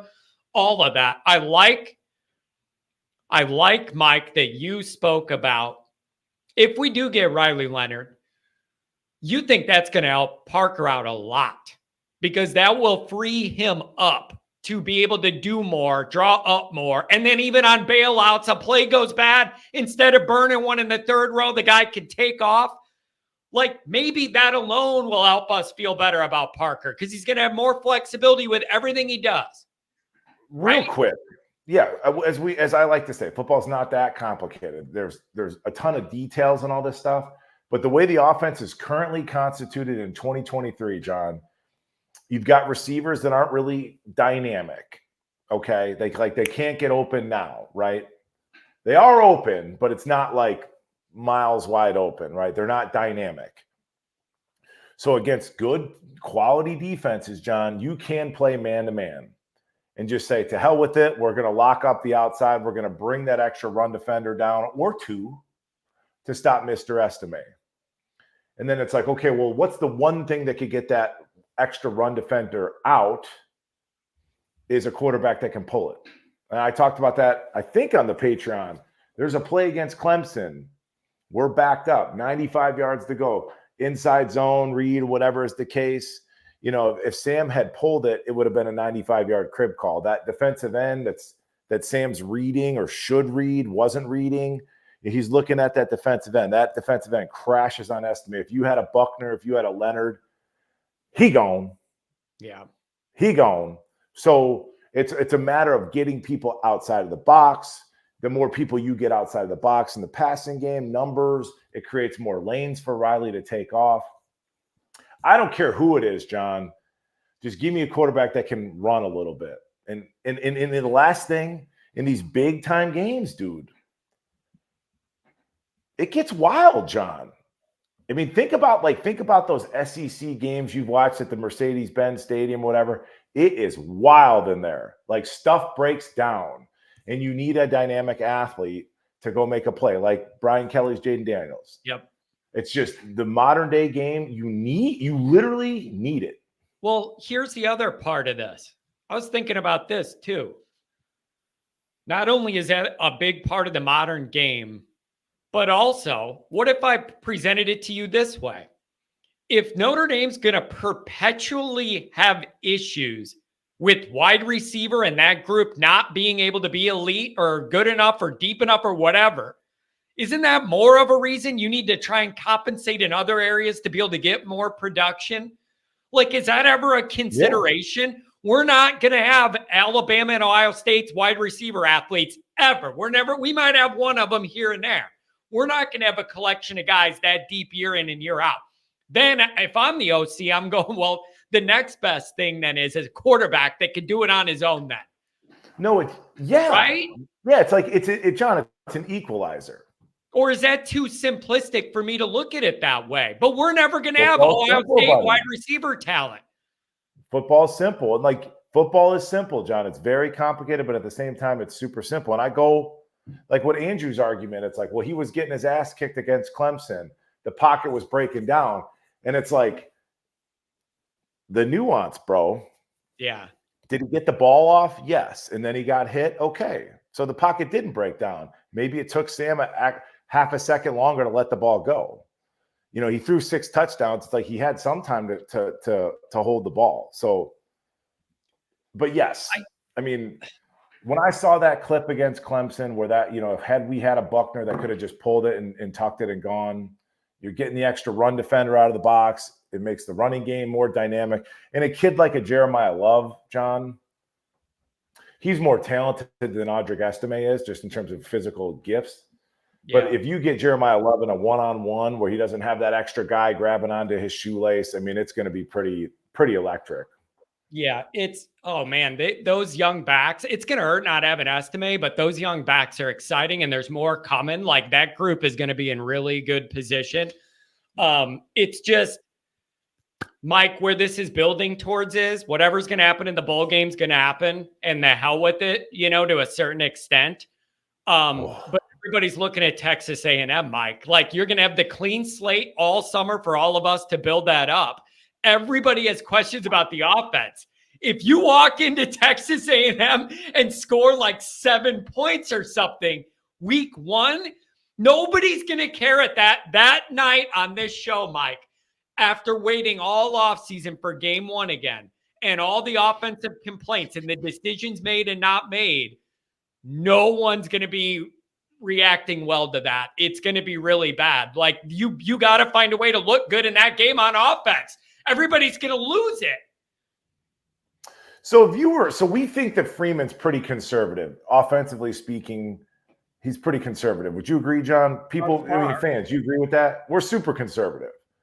Yeah, thus far. But now here's a question, though. Is that his DNA, or is that what he feels like he had to do when he looks at the roster he had? I don't know how to measure that. Is that just who he is? Would he be that with a superior roster? Or could that change if he had more tools to work with? I don't know the answer to that because we've been so limited offensively throughout his first couple seasons. That's a $20 million question, and the layers of nuance in that, John, for freaking get about it. Like, because I look at I think he wants to be a power run team, offensive line, defensive line driven program. We've heard him say that in the past. Maybe he changed his mind. I don't know. It does feel like when we get in these big game environments, like a Texas A&M will be, bro, that they get that pucker factor and they play super conservative. They just do. It's Mike. So then I sit there and go. I saw on Twitter the projected offensive line next year, and it was like Emil Wagner / Baker at either tackle, right? Flip-flop them. It's going to be Baker Wagner. Right guard's going to be Rocco Spindler. And I was like, F that. Put in Charles Jagasaw. Yeah. And he might stink up the joint. He might miss some assignments, whatever, but that's why we got an athletic quarterback in Riley Leonard, right? Fingers crossed. So do you roll out this same kind of turd personnel, lack of dynamic athletes? Do you roll that out against an A&M, or do you roll the dice with some more dynamic playmakers? And I mean, a Charles Jagasaw is that. So if you're risk averse, like, well, I can't play a redshirt freshman. It's like, yeah, you can. Let these kids with ability grow versus going the conservative route and playing a Rocco. Am I making sense, John? Yeah, no, you're making sense. And it's so it would excite me to think that there could be a lot more here. How do I know Parker doesn't want to do a lot more, but he was so limited, he felt like he couldn't? Then you had the pucker factor in the bigger games and all that. I don't know, but it bothered me. Well, this goes back to, John, you know what's great? This is a revelation. Folks, listen, this just came to me hit me like a ton of bricks. All of these variables, all of this nuance, how do we decipher what's what, John, right? It's all the more reason, guys, to get a multi-year starter at quarterback. Because then we take out, what did Parker get conservative? It's because of personnel. It's because of this. It's because he's still learning what he's doing. It's because Sam Hartman isn't what we thought he was. But also he's learning the system 10 weeks into the thing. It's like, okay, give me a quarterback that's been in the system for 2 years. And it's like, okay, that gives us a place to stand as a fan base, as an offense, as an operation. Does that make sense, right? I mean, it does. Andrew Gilmore with the $10 holler. Thanks for the time, John and Mike. Mike, I'm friends with Shane Walton. He's a great guy. You are too. Yeah, I love you, Andrews. This Hartman thing, you got to understand, it's been my life for almost a full calendar year. It's like, I cannot wait. I was right. Let's move on. Yeah. And then Luke Holtz here. John, do you give Freeman a pass if he coaches the team to a loss in a bowl game? Answer the question. Well, no, I'm not. No, I'm going to yell about it. What do you mean a pass? I don't know what that means, Luke. No, I'm going to be very upset. I'm going to be mad. It is not okay to lose a game. But when you ask if I'm going to give him a pass and I say no, I'm going to be upset about it. I don't know what you're inferring by that. Like, if he loses the bowl game, he's got to be fired. I'm not saying that. But would I be mad and say he's got to tighten it up and be really upset? Hell yeah. So I don't know what you're getting at or what you want me to say. Mike, what do you think about that? Well, you're saying you don't understand what the question is. Luke, maybe what Luke's trying to say is, John, are you going to try and explain it away? He thinks he's here a lot. And he thinks that because I wasn't a Freeman guy or wasn't a Kelly guy and am a Freeman guy, he thinks I let Freeman off the hook on a lot of shit that I would kill Kelly for. But because I like Marcus personally more and his inner dynamic, that I protect him and insulate him in a way where when it was Kelly, I would never hesitate to just go after him. So Kelly, he always thinks I'm protecting Freeman. Well, I think, John, it's okay to protect Freeman to a degree because this is his first time doing this, whereas Kelly had been a head coach before. Nobody wants to hear that. But it's true. Now, but that's okay. The next step is that's what these 2 years were for, buddy. Yeah, I'm playing the other side of this shit. That's what they would say back to that is that's what these 2 years were for you to round this all into form and not be running 10 guys out there. Like that kind of stuff. Yeah, it was before the Louisville game or after the Louisville game. I said on the YouTube show, I'm like, either you got to pick your lane. You're either riding with Freeman or you're not. Because right now, throughout the course of this season, it's become obvious and it's painful to watch sometimes, John. It's like Freeman's not a great in-game coach. Yeah. So going into year 3, I don't think he gets any protection, John. Yeah. Yeah. And you feel that. You can feel that leeway tightening and all that. And Luke saying he's not getting fired, John, over a bowl lot. Well, then I don't get why you were asking. You should know damn well from watching this show, there's no way he could lose the bowl game. And I'm going to come in here and go, oh, well, that's okay. You know, get him next year. And we didn't have our guys. You got to find a way to win. You got to find a way to win.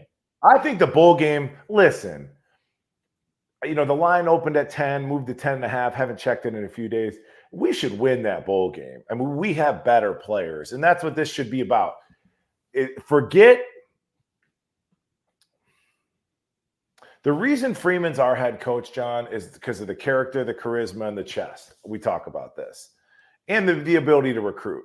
So this, without some of the players that he didn't recruit, the Alts, the Fishers, the Hartmans, you know, the Estimes. Without a Marist, you know, who knows, without Cam Hart, this is a chance for Freeman. This is really probably, honestly, folks, this is probably Freeman's first chance to showcase his talent. And that talent that's been waiting in the wings should be far superior to what Oregon State has in their coffers. Yeah. So that's going to be like the big testament to this is why he's here, to recruit. Then he can catch up on the game management stuff, operations, et cetera, et cetera. That was always my theory when Kelly left, Freeman got hired. Here's what I thought. I know I'm losing Kelly's 40 years of experience, been through the battle, seen it all, that shit. I know I'm losing that. And then there's going to be a downside to that. But I felt one of Kelly's biggest knocks was not recruiting enough guys that were good enough to ever get us over the hump to get a different result. Even in our better years, we were capped on what the result could be. So I thought we're giving up that experience and the knowledge and the been there, done that Kelly had. But if this guy could really recruit that well, you're going to have a lot more raw talent.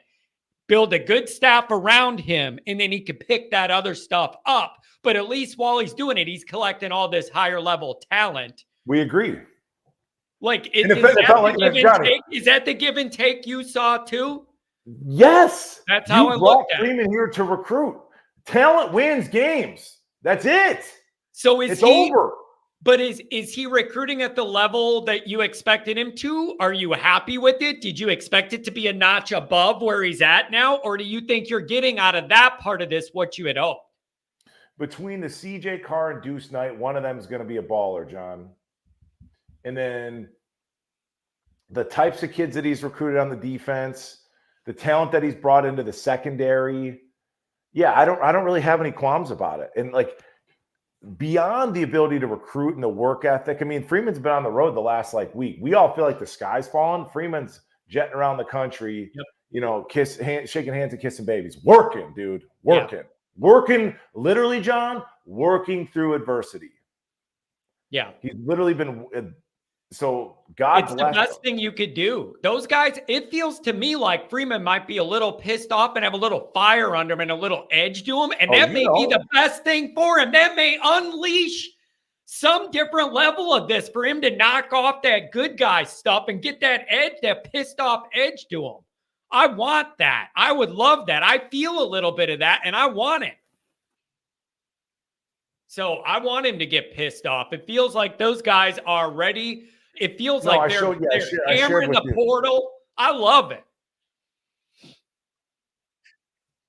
Yeah, I love it. And so again, if there's a guy that's a 3-star, so some of these guys that Freeman's recruited, evaluated, they went from a 3 to a 4-star. So if there's some recruits that, fans aren't enamored with because of the star ranking, I really do trust Freeman's ability to assess talent. It's like, well, maybe he's 15 pounds light and that's why it's costing him a star.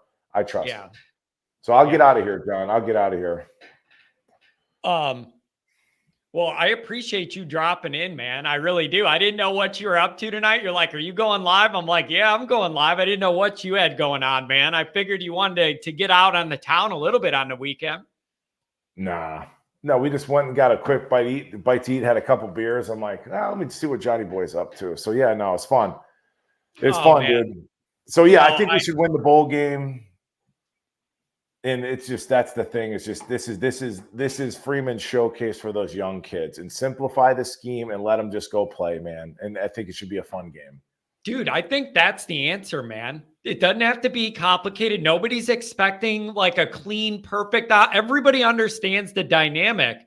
It's almost freeing in a way, Mike, to look at it that way. And it's like, let's get these guys out there that don't have a lot of expectation to them yet. We're not exactly sure. And see how hard they play for Notre Dame. That's the point of all this. I'm down with that. For the situation we're in, nobody wants to be in. Let those young guys be hungry and go try and play. What'd you tell me the other night on the phone? You were like, I know I'm old school, but I just want to line up and beat the shit out of each other. Didn't you say, you said something to that effect? I mean, to some extent, the game hasn't changed that much. Why does this all have to have 20 different layers and all these complications? I just want you to line up and crack somebody harder than they crack you, man. And I think, John, signing off, God. I think this game with the young talent, them not having a coach, it affords us the opportunity to let's dumb it down. I hate that expression. Simplify things. Yeah. And I'm faster than you. I'm stronger than you. I'm tougher than you, and watch it play out. Yeah. Yeah. No. All right, buddy. So I don't know, man. This is going to be interesting. And the next thing, Mike, we'll have to cover on Patreon whenever more of these portal guys commit, if it's Riley Leonard, and we could look at some of his stuff, whatever else they're going to get to fill out that wide receiver situation. And I'm going to want you to look at some of that film and break it down on Patreon for us. So as those guys come in, you're going to have to break it down for the people and let us know what you see. And I know you don't hold back either. You're not one of those guys where every guy Notre Dame gets, you go, oh, huge get, what a must have. You're not that guy. So if you don't like a guy, you're not shy about it. And I love that. It's funny because when I would do some of those on YouTube, because you do realize that recruits and their families watch this, but being behind a paywall, I do think you can be a little bit more objective for sure. Yeah. I lost my train of thought, but yeah, that'll be a ton of fun. Oh yeah. Last thought, promise. I'm out of here. Riley Leonard. And I gave you a little bit of this intel, right? That little scoop that I got about this Riley Leonard thing. And what's the update? So he was here for 2 days. He was on a two day long date. Now he's going to go maybe visit Ohio State, visit Auburn. We'll get into that on the Patreon, kind of what that means, and what that constitutes. But it's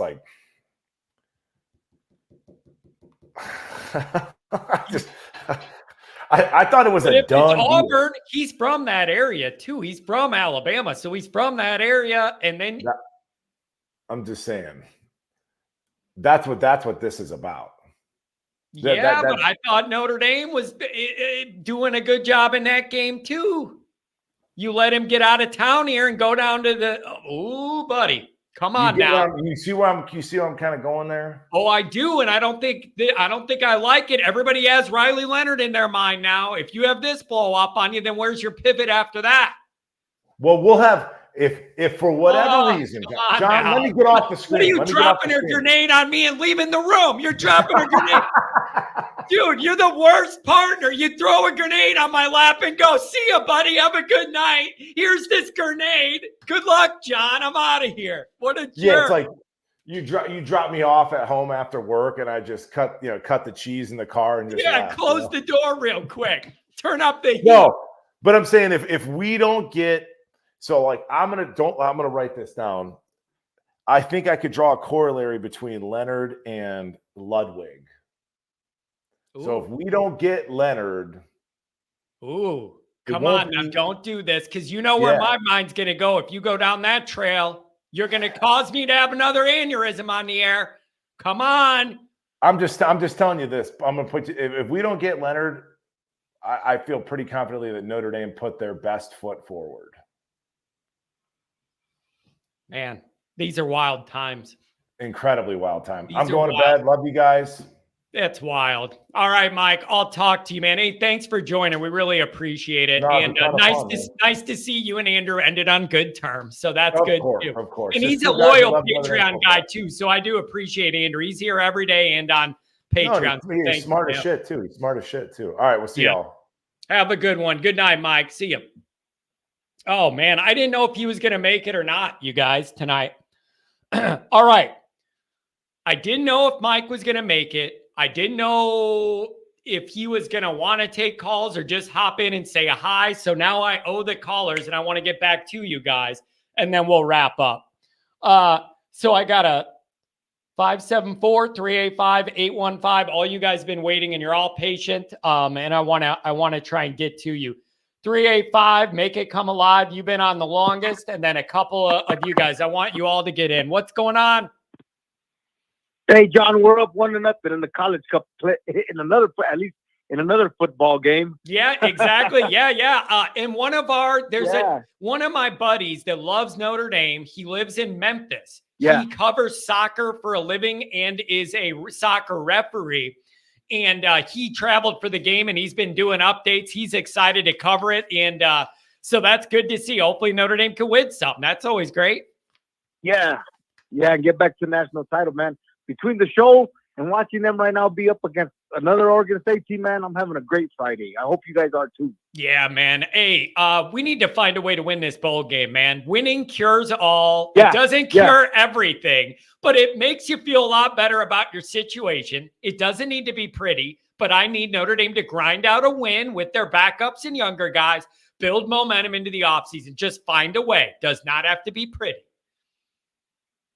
No, I got my tickets, man. I'll be heading down there. And you ever seen that movie Fever Pitch where they call Jimmy Fallon like, hey, it was the greatest game we've ever seen? Yeah. I'm going to be calling your post-game show and say, John, we won the bowl game with these young kids and only 2 starters. It was the greatest thing I ever seen. You know what I mean? No, I don't. I don't want to know. I don't want the Sun Bowl to be the greatest Notre Dame thing you've ever seen. So, no, I don't know what you mean. I don't want that. No.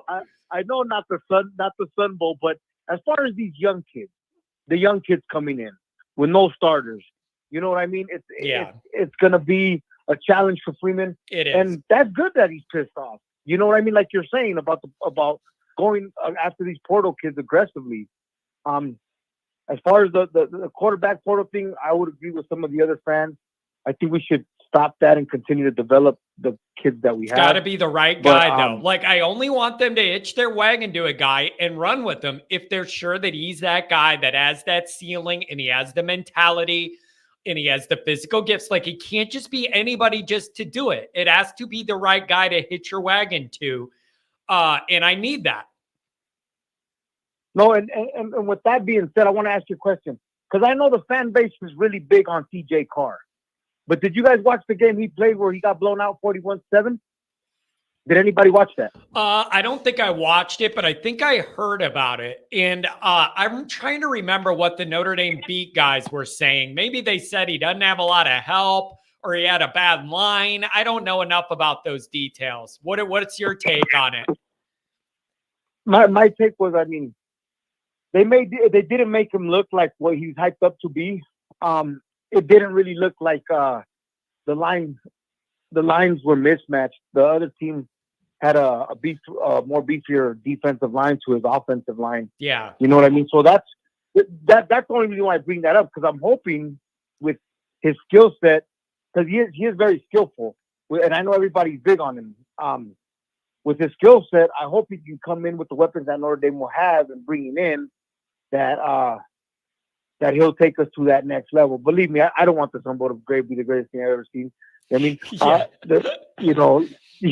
Dude, did I am see? excited I for saw this it was too. sold out. It sold out fast, did it not? Yeah, Man, yeah, that's going to be yeah, a it did happening sell out. It party. did sell out. That's going to be a happening party. Yeah, man. You know, like I tell you, I tell you, I love the Irish. Like I said, I'm watching the game here, and that's why I know God blessed me with a daughter, because after football season, the only thing that keeps me, as much as my blood pressure raises for the Irish football team, the only thing that keeps me sane is watching the girls play in the winter, because me and my daughter, love the girls team, and then that kind of gives me my Irish fix until we get spring ball and so on. Hey, man. So on. Hey, But, listen, dude, you got to, yeah. I know it's not a real game and I know it's a long trip, but you need to either consider coming to the blue and gold party or the Miami, Ohio game next year for our tailgate, man. You got to get in this group in person. Like, your personality's too good. I need you to get in the mix with our group at some point, man. It would be a riot. Oh, if you're going to be at the Miami, Ohio, then I'll get those tickets now. And I'll make sure to get there and meet all you guys, man. Yeah, I'm pretty sure the that's going to be the one. Okay, just let me know. And yeah, man, I'll get there. But I know you got tons of calls. One thing I want to say, amongst everything bad that sometimes we all, the negative, you got to remember that Freeman lost to the only team to play Michigan. They lost Michigan. Ohio State lost. They lost to Ohio State by 3 points. Ohio State lost to Michigan by 6 by a touchdown, right? You lost to Dabo Swinney, who's been the only coach in the ACC to really give the SEC the run for their money. He lost to him by 8 points. And you lost to Louisville, who played for the ACC championship, by 13 points, a total of 24 points. You really lost by a touchdown each game. So, I mean, as far as that, I think we're still going to be okay. But sometimes people got to take those things into consideration. And then not only that, we produce the best defensive player in the nation. As long as we win this bowl game, like you say, John, we're in good shape going into A&M. And I like your positivity, man. I like your energy and I like your positivity. And man, thank you so much. Enjoy the rest of the soccer game. Enjoy your lovely family. Have a good weekend, man. And I'll talk to you soon. You too, buddy. And onward, Notre Dame. Well, have a good night. Have a good one, man. I love that dude. I don't know how he found this show, but he's just unique. It's beautiful. Willie B. Artigan, $5 holler. Leonard is scam Hartman. That was my name. That was my name 3 days ago.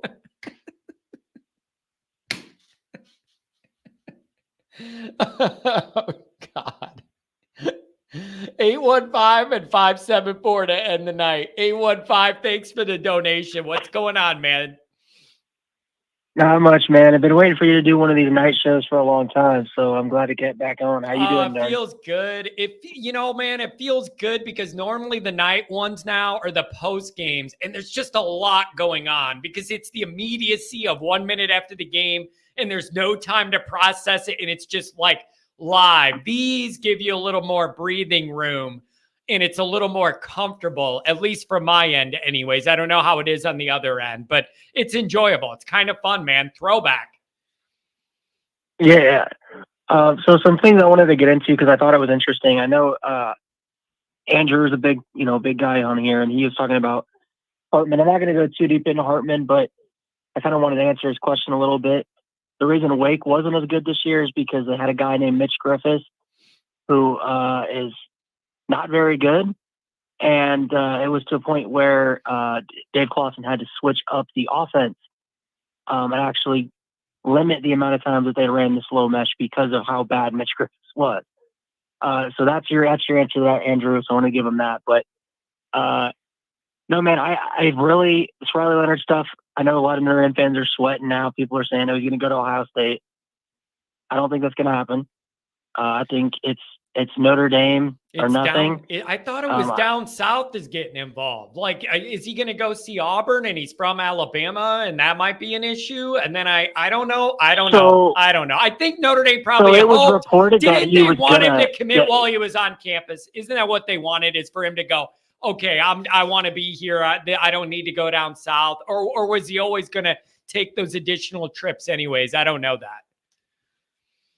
From the Ohio State, I have buddies that cover Ohio State. From what they've told me is that these plans were already set before he went to Notre Dame.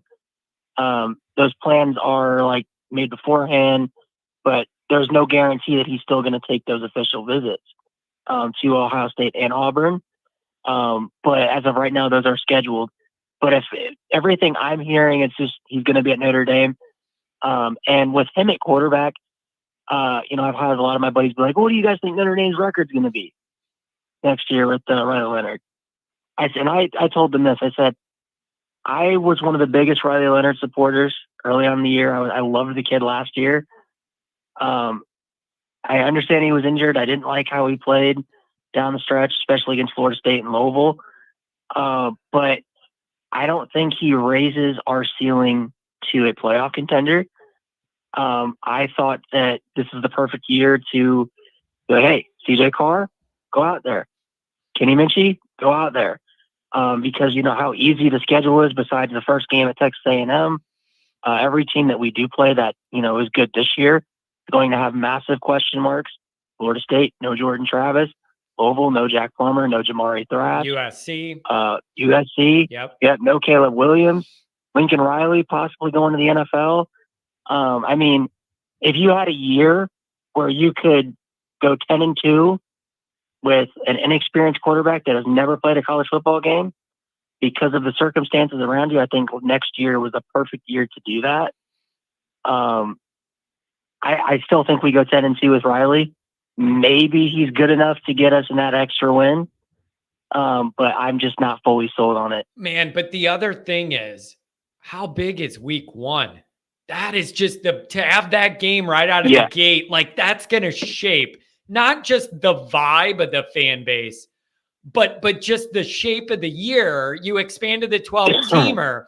You feel like you could be a 10-2 Notre Dame and make the field almost every year, if not every year. But if you drop week 1, that's where it gets tough, because then you have almost no leeway then the whole rest of the year for 11 weeks. It's a rough start. You're on the road in the SEC week 1, man. That's just not going to be easy. Nothing gets easy for Marcus here. If he makes it out of all this on the other side shining, he's going to earn it, because this is some tough sledding with some of the circumstances and scheduling. Also, he needs to keep developing. That's a part of what has gone wrong too. But some of the circumstances have been exceptionally challenging. And a lot of times since Marcus Freeman's been here, a lot of times it's when we look at our schedule, it's like, oh, well, he's got to play this team that's proven. This year it's kind of like every team is kind of be in Notre Dame's situation this year that is good this year. They're all going to have question marks. They're all going to need to replace guys. Yeah. So this is arguably the first year where you can say Notre Dame on those team schedules, we're in a better spot besides the quarterback situation. But now let me ask you this, man. Yeah. Do you have any worries about Notre Dame's defense regressing, because they're going to have to replace probably 6 to 8 guys, probably? So like that's another thing we're all focused on the offense and what are we going to get some receivers and what the quarterback dynamic. I'm also wondering what's going to happen on that defensive side of the ball. So I know specific players who are coming back, but I don't want to announce that because that's their thing. There are certain guys that are key guys on that defense that I know they're going to come back for their 6th year. Yeah. But I want to give them that opportunity. Yeah. And you know to do what, that though? themselves, but most guys should be able to Yeah. guess who you're talking about, too, because I think there's some of those. Yeah. There's some that have been leaning out there, and it would be a big deal if you had those building blocks back for sure. Yeah. So the secondary, I'm not worried about. I think Ben Morrison and Jaden Mickey can kind of lock it down. Christian Gray intermixed there. I'm not worried about the back end at all. I think the safety situation will handle itself out. What about those linebackers? What do you think about them backers? The linebackers, the experience worries me, but I think they have higher upside and way more talent than what Bertrand Leafau had. And I think, I think Bo and Osbury, they're way more physically gifted just based on God-given talent than what, those guys were. And I think, you're going to have those hiccups. I just heard Goolsby talking about it. You're going to have freshman or sophomore mistakes. You're going to have those guys whiff on a tackle, make the wrong read. But I think that's going to help you as you get through on in the year. When you get in that November time, those guys are going to be seasoned and you'll be fine. My worry on the defensive side of the ball is the defensive line. We don't know. We don't know who certain guys are making decisions. We don't know who's going to be there, who's not going to be there. God knows he could transfer. So, you're in a situation here where I think the defensive line is your worry. And it'd be great if Howard Cross comes back. Do you agree, though? I do think they have some promising guys heading into that unit, but they're not ready to be your main dudes yet. Like, it doesn't feel to me like the cupboard's going to be totally bare forever. It's just a matter of it isn't those guys' time yet, and they're not quite where they need to be those guys. So, it's weird because I feel like they're coming. Some of them might even be there, but it's not like their time yet, and you're going to need them. We're going to need some dudes. Yeah, I think this is the year where Jason Anye he has to be ready. He's a guy that I've been looking to on that defense. He's got to be ready this year. I think, Gabriel Rubio, his impact is going to have to be elevated as well. See if he can stay healthy this year. Yeah. If we can get RJ Oben, that would be huge. Yeah, that would be a nice. If he could play that. You know what I've been saying, Devontae dude? Jean-Baptiste 2.0. I'm open for business on that one. Let's make a deal, baby. Seriously, I'm open for business on that one. I'll take that. That's a body I want to have on my team and to have myself. Hey, man, at this point, Duke might as well be a feeder program for us on defense. Yeah. Oh, man. But you know what else I think about, man? It just feels like Mike Elko's following us around, and he's always in front of us instead of behind us. It was the trap game, bro. It was the trap game we had talked about all last summer on these night shows, that Duke trap game because of Elko.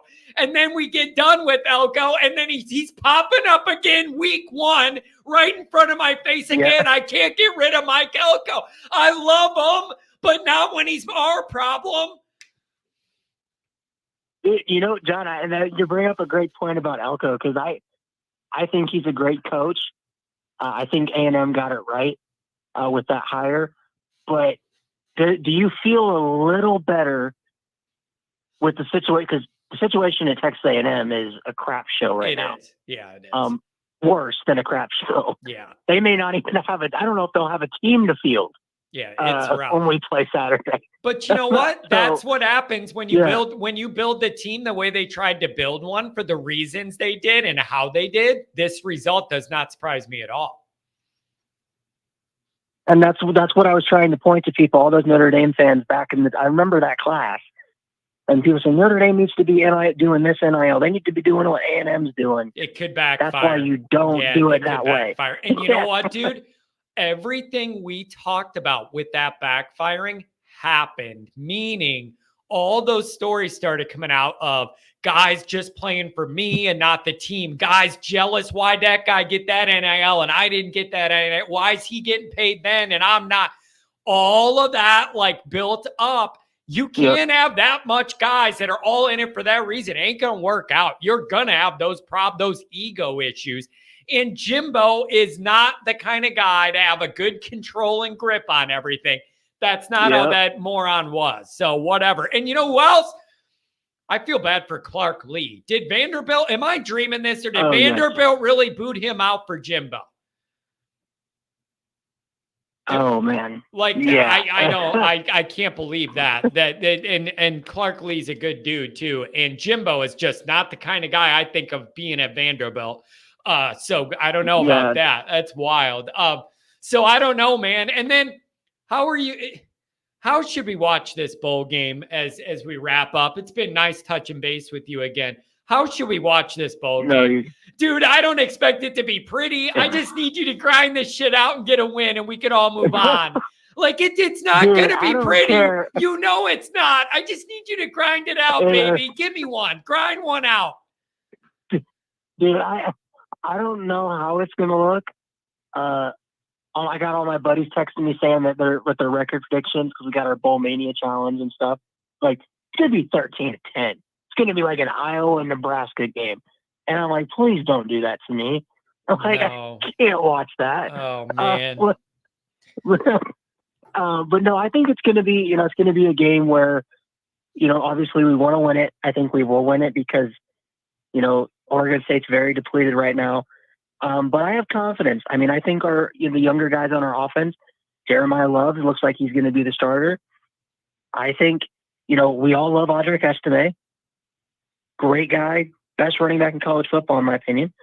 But I think Jeremiah Love, where he's at right now, he's better than what Audric was when Audric was in his shoes at this time. Yeah, but the only reason it's based hard, off of pure talent. It's hard to say that just because they're so different in style, right? Like, it's very hard to look at them similarly because they run so different in their bodies.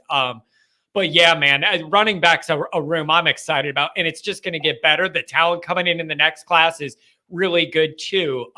So it's going to be exciting. So I don't know, man. I just want to see these young guys play their asses off and go grind out an ugly win. And then we all feel better about whatever the offseason's going to be. That's all I got for this one, man. I wish there was more, but this is the game we're in. Yep. And so that's all I could look for. Grind it out. I don't need it to be pretty. Find a way to win it, man. Just win the game. And I wanted to ask you this, and then I'll hop off, John. But because I was pretty ticked off because I had the tickets for the ReliaQuest Bowl in the cart because I'm like, we're gonna play LSU. Like I'm going to see that. I'm not missing that. And to see how the way the ACC kind of treated us during that whole bowl selection process, where they basically said, "Hey, Florida State, we got screwed. All right, we're going to screw you, Notre Dame. You guys want to play in our top tier bowl games? Nah, you're going to El Paso." Yeah, I know. El Paso, dude. And I remember wasn't Kelly in a bowl game in El Paso early in it, like his first or second year or something? Kelly was there and he had the cowboy. I still have the picture on my phone of him leaning up with his cowboy boots for that picture in El Paso. I love it, man. We're going to have Tony the Tiger. Yeah. It's going to be great. Dude, I was thinking, I'm like, it's going to be great. We're going to get Notre Dame LSU. We're going to finally get to see if Kelly was right or if Freeman can actually recruit at Notre Dame like Kelly said he couldn't. But, we're going to have it's cold here in Illinois. I'm going to get to go to Florida for a vacation. And then it's like, man, this is what it's like to be a part of the ACC, huh? Yeah. And it's like, dude, that's the thing. It's the Sun Bowl. Yeah, the sun's out in winter when it's like 30 degrees, but the sun's out. That ain't my idea, the Sun Bowl. Put that in South Florida. Yeah, I don't know. Damn it. Dude, I don't know too many people that want to go to El Paso, Texas over Orlando, Florida. The other thing is we're going to be in Florida for the holidays. My brother lives down there. We were going to either maybe drive to Orlando if the game was there or drive to Tampa if the game was there. We would have been able to get to either. And now I'm like, Texas, how the hell with it? I'll just drink beer in Florida. Like, I'm not doing that. Hey, man, it was really nice. Really nice touching base with you. Thanks for giving me a call. Thanks for the dono. Yeah, you too, man. Take care and go Irish. Have a good weekend, buddy. Hey, also message me sometime. I owe you a hit on your show. 574, give me some more. Sorry to make you wait. What's new in Notre Dame land? I saw the soccer team just won. That's good news. That is good news. I didn't watch the game, but there's one of the championship. That's fantastic. You sound really, really far away tonight. I don't know why. No, I was just in a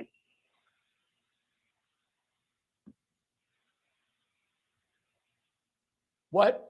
Are you still there, John? Yeah, I can barely hear you though. You're like really far away. No, do I sound fine now?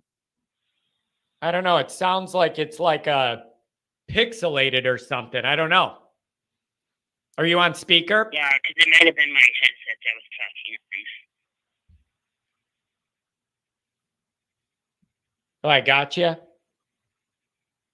Yeah.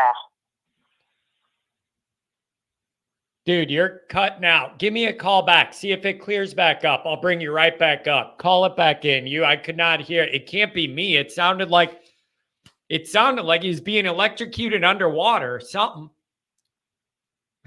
I know that's a weird description. Call back though. You donated. I wanted to give you a shot and you waited a long time. I just genuinely couldn't hear you at all. I did not try and hang up on you. I just couldn't hear you. Oh man. I like these night shows. They have a different feel, but it's a little unique just because of where we're at. It's weird. When we do them all on a blank slate in the off season, that's like a different thing, but we're in this weird in-between phase. Feel free to give me a call back, 574, before I end the show. I want to give you a chance, but I really couldn't hear you.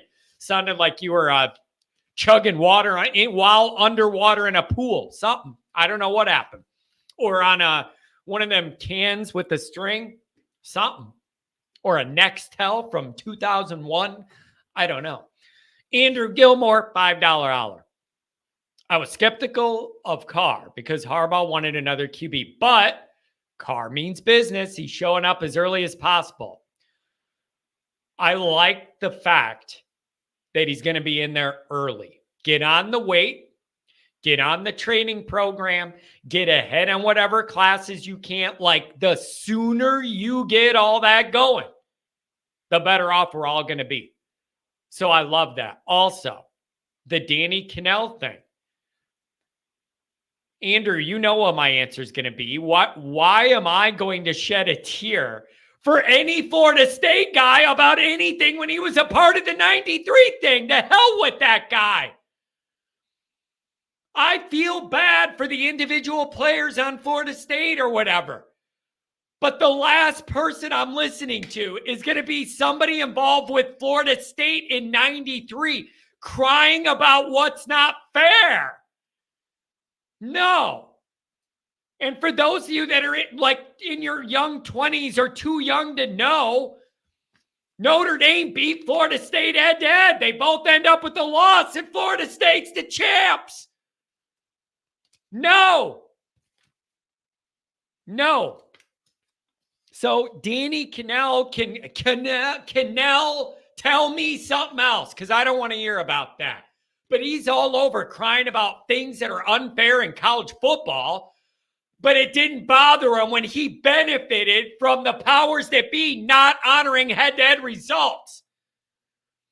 Andrew, you knew what I was going to say. Yeah, it's just unfair. What about honoring head-to-head results? But no, Bobby Bowden's old, and we want to give him the good old boy trophy on the way out and all that. Garbage. Now, I will say this. Thank you, Andrew. Tom Chris, $10 holler.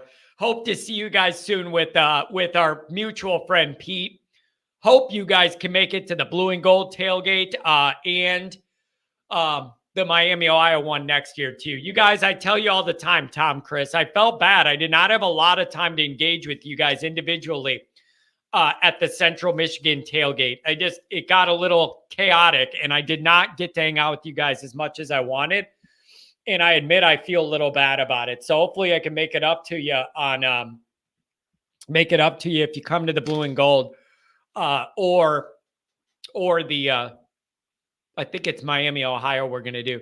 John, what part of Florida do you visit? Hobe Sound is where my brother has a place, and then my parents bought a place at a golf course down there. So Hobe Sound, it's on the course side, the course. I'm thinking golf course. It's on the ocean side, like an hour north of Palm Beach, right up by the water. Nice. And don't get me wrong, I'm going to be there for the holidays. I'm doing my shows from there. So you better believe it. I'll fire that thing up on the balcony. I don't care. Like, I'm going to be there. We're going to have family stuff to do, but I'm going to fire it up. Hobe sounds just like, I don't know, an hour north of Palm Beach Airport, straight north on the highway. What is that? 95 straight north from there, right on the water, real small. We did not want touristy Fort Lauderdale, 80 million people. That ain't what our group wanted. And so my brother got a place, nice, quiet neighborhood. And my parents bought a place on a golf course. It was nice. $2 holler from Nick D. Never forget 93. That was a very interesting and painful situation. A very interesting and painful situation in 93. It is one of the earliest memories I have of my life, because that's right about like where you start having concrete memories, 8, 9 years old, something like that. And I just remember my dad absolutely losing it at the Boston College game. I can remember what our house was like when all of that happened in that final drive. I remember that's one of my earliest memories. Maybe that's why I'm all messed up in my brain. Anybody think of that? Maybe that's why I'm messed up, because the first things I was remembering was that. Jeez.